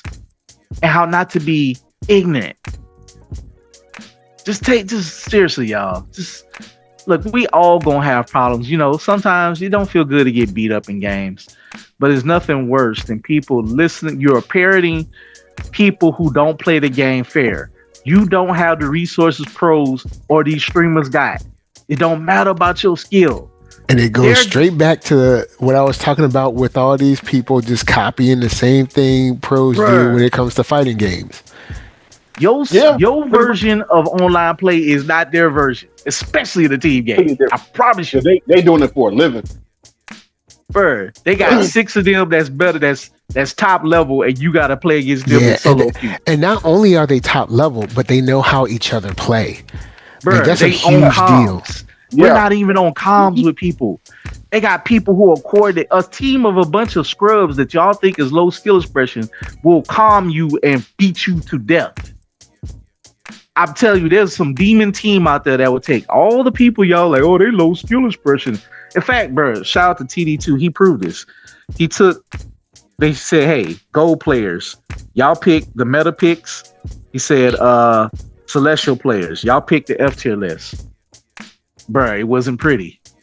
He took the F tier list and they didn't even have a healer and they was oppressing the other team. So, they just knew each other's play styles. They knew how to run with those players because they know how to play multiple players. And they know how to practice with each other. Thank you. In order to even know somebody on a team game like this, you have to go to practice mode and do that. Like every basketball team, like the football teams, when they at practice, it's the offense versus the defense within the team itself. Bro, that's how they practice. When the US team won bronze and they played against what was it, Argentina? Argentina been playing with each other since they was kids. That was that Manu Ginobili team. They was doing every single thing, running the ball like they knew exactly what they wanted. They just rolled the ball out. Larry Brown, that's the Larry Brown team. They just rolled the ball out. Oh yeah. They had to go back and change how they did the U.S. basketball. That was Carmelo in them, right? It was LeBron's team. They was hating on Bron. They called it LeBron's team. And then they had to go back and figure out how to use the talent because the talent gap is closing. Yes, we knew that all those USA players individually smoked the hell out of most of these players, other than say like Manu Ginobili. But it's a team game. Yeah. So when and they try to in general, they tried to run that joint like it was an all-star game. Like they was just out there like pass the ball. Is that like nah, brother? These dudes, instead of when they was playing Jordan, they was in awe of Jordan. They took what they learned from Jordan and got better because they hated. Now they was proud to be starstruck, but also they got stomped and rolled. And probably Jordan and Barkley was. Them and Shaq and them was probably saying all type of stuff to these dudes. Probably like, I'm gonna probably be like, I'm gonna sleep with your woman tomorrow or something. I'm gonna dunk on you. They were always talking trash. You know how these dudes are. Like, and what you gonna do about it? Because you ain't gonna physically fight them. And even if you could, if you ain't in your home country, it's gonna be bad for you. You about to get disqualified and all that. Yeah. So they took that to heart. Wemby. He just won game 3. Shout out to 47, though who shall not be named. He done cursed the Knicks maybe. But he show up and they lose. Oh man, funny. But it's just Wemby. He had to take it to heart. He lost on France. I know, side story. All that to say is, y'all, that quit being so arrogant and so stupid to think that people not only lie to you, sell you a batch of bad goods, and then tell you this is what you should be doing, such that. I work with people like that. When I was in finance, they try to make it easy. They staying up and not saying that you shouldn't stay up hard, but maybe you just can't physically do it. They working hard and they telling you that it's easy. Because they want to juke you out of your blessings, out of your mind for no reason. Because nobody want to look like they need help or tell the truth. Because the ego. They tell the truth. Yep, that ego is crazy. So I'm just saying for you younger gamers, like, bro, we're 40. I'm not a pro. I just do this for fun. I love Marvel. It's my new Overwatch because Overwatch, business wise, lost me. They're trying to get me back. I haven't gone all the way back. I got it loaded up, but I ain't touch it. But it's hard for me to leave Marvel because free stuff. They giving free stuff all the time. Yeah, you can't beat a free game. Free game. I had to buy Overwatch before it was free, and I lost out on stuff because they ripped it away and changed it up. And then it took Rivals to make them get better. So the free market game is fun to play. Exactly. So gotta be fun to play. So if this is a free game that's fun to play, heaven forbid we want to play with a giant dinosaur that hops around with a little black girl who is a speaking voice, or if you want to be a squirrel and toss nuts that explode, or if you want to just use a simple character and not have to hit 50,000 buttons like Daredevil to make it happen and get value out of the character. How dare I want to play a character with 2 buttons and still help my team out? For shame that I think that I'm worthy to be able to help my team out. That's all I'm saying. That's all I got to say, y'all. I think. All right, then tell them where they can find you. Then. I just think it's stupid with y'all. Y'all really got to cool out. You can find me at blur.ish. It is my 10-year anniversary all this month. It's summertime. Books have been slow. Probably will be officially in August at Anime Conclave. More on that to come over the summer and weeks to come. But follow me on IG. You'll see where I'm set up if you're around Baton Rouge. I got a t-shirt sale coming up. Any support is fine. Follow the Twitch. I need to Twitch more, but Cyclops is coming. I'm going to run it for the drops. Obviously, come give me a follow. Come give me a like. Come blow my head off with Scott. Hopefully he's not a duelist. Please don't make him a duelist. We don't need no more duelists right now. Make him a strat and piss off all the toxic people for fun. And Guan, I would love you for life if you sit here and make Cyclops a strat. I will play this. I will never give up this game. Cause that means y'all get it. That means y'all listening to people because, good Lord, you can still kill people as a strategist. And he's a team leader, so strategist don't mean he got to be a hillbot. But it don't mean he got to be another dive happy, whatever maniac who needs to have his ego stroked a gajillion times to prove something to Necros who ain't gonna notice you. All right, y'all keep trying to look at these streamers and jock ride on their streams. They don't care, bro. I promise you, they don't. They use y'all for content. They be coming in y'all streams, look at you play so they can clip farm and laugh at you and make content. And I think that's mean-spirited. I don't like when nobody does that. I don't know why people got to do that, but I get it. It's cheap, low-hanging fruit.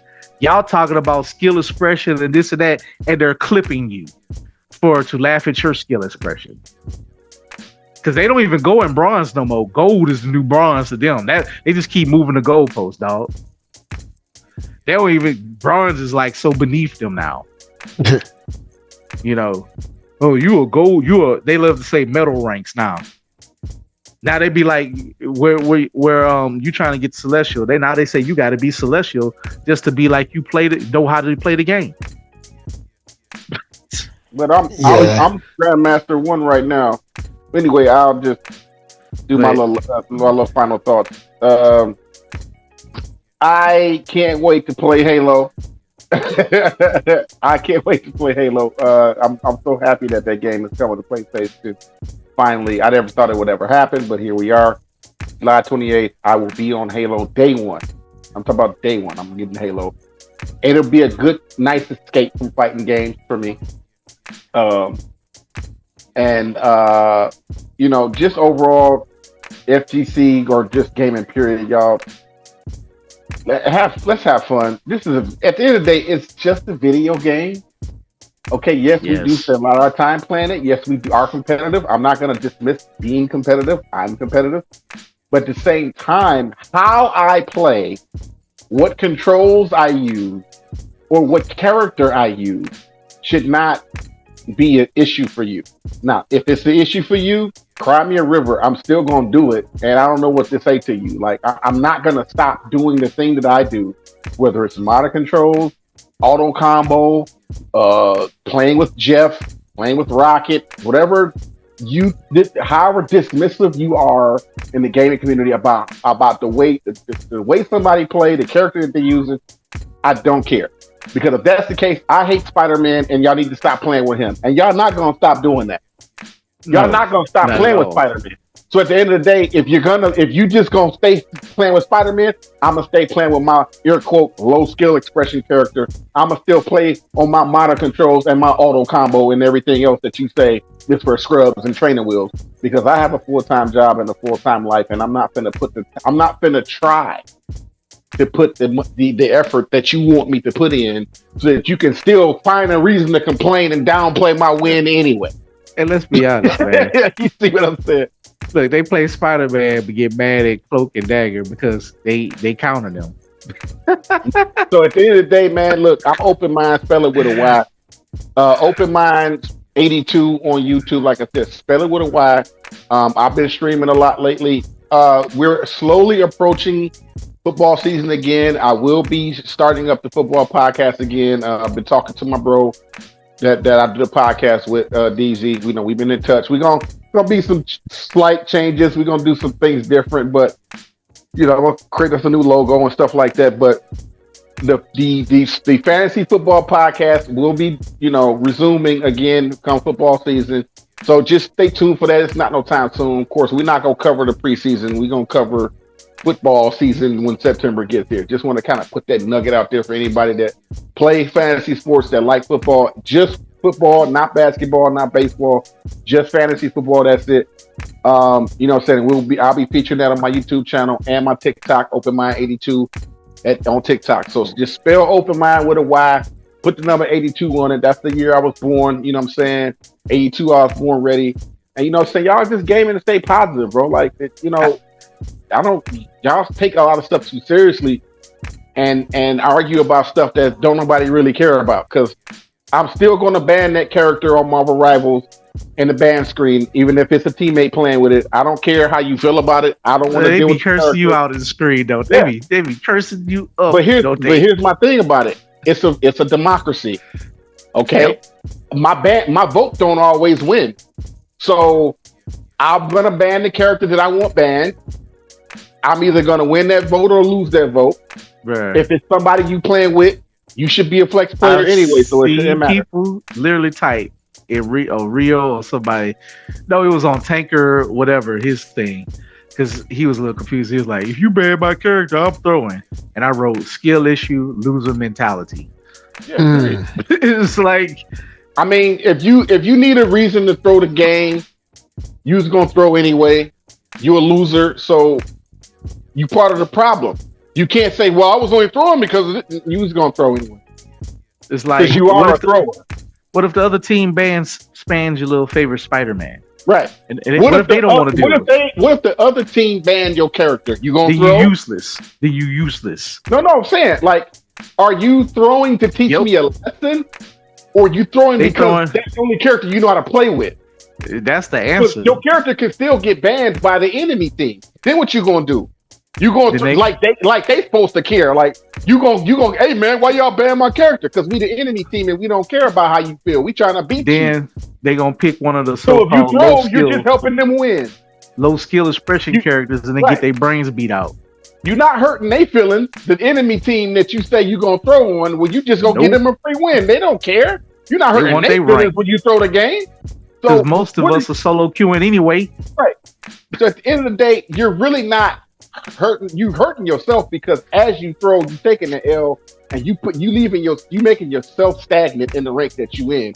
You're not ranking up when you throw. So at the end of the day, yeah, you're hurting us because you're making us lose, but you also hurting yourself. In order for you to be dirty, you got to get dirty in Marvel Rivals, period. You're going to be just as dirty. You're going to feel that loss like everybody else. And you're going to lose those points like everybody else. And you're going to stay hard stuck in the rank that you're in like everybody else because you're throwing. So at the end of the day, throw. But you're not hurting me. You're hurting yourself too. Because I ain't got to get teamed up with you. I can easily avoid you, and then boy, if they me up with you again, go on my win streak. Make a anti-thrower queue, especially for rank, and y'all do that. The moment they do that, I promise you, these Asian men gonna be tired of y'all. Let them make them. If you make them have to make that queue to tag you a certain way as a thrower in rank, I promise you, you gonna feel it. You are not gonna like it, y'all. Do not make them do extra work. They have too much work to do now. They will do it. But the moment you make them do extra work and the system work, because once they fix the cheater problem, because they gotta work on that more and more. That's just ugly. We talked about the cheater stuff. Listen to our other video. But good Lord, once they fix that and they get to balance and thrower queue, y'all gonna quit the game. A lot of y'all gonna quit. They're not gonna quit. They just gonna make another account and they're gonna stop throwing. Because once they see that their account is hard stuck in thrower queue, they're gonna make another account and they're gonna play right and play like they got some sense and stop throwing. Then good. You think we spanking you? They gonna get on their alt account and they gonna play right, and they're gonna get tired of getting on teams with throwers. It's crazy how the throwers don't want to be on team with throwers. Look, all six of them trying to play Spider-Man. It's crazy how you throw games, but you hate when people throw games. I can't get my character. I'm gonna throw. Out of 50 characters, y'all, the 50th character comes out Friday. The whole team throwing. If you can't, that's not fun. The whole team. Out of 50 characters, can you learn to play 6 to 8 characters? That's all people saying. 2 in each class. 2 in each class. And I literally can play almost every tank.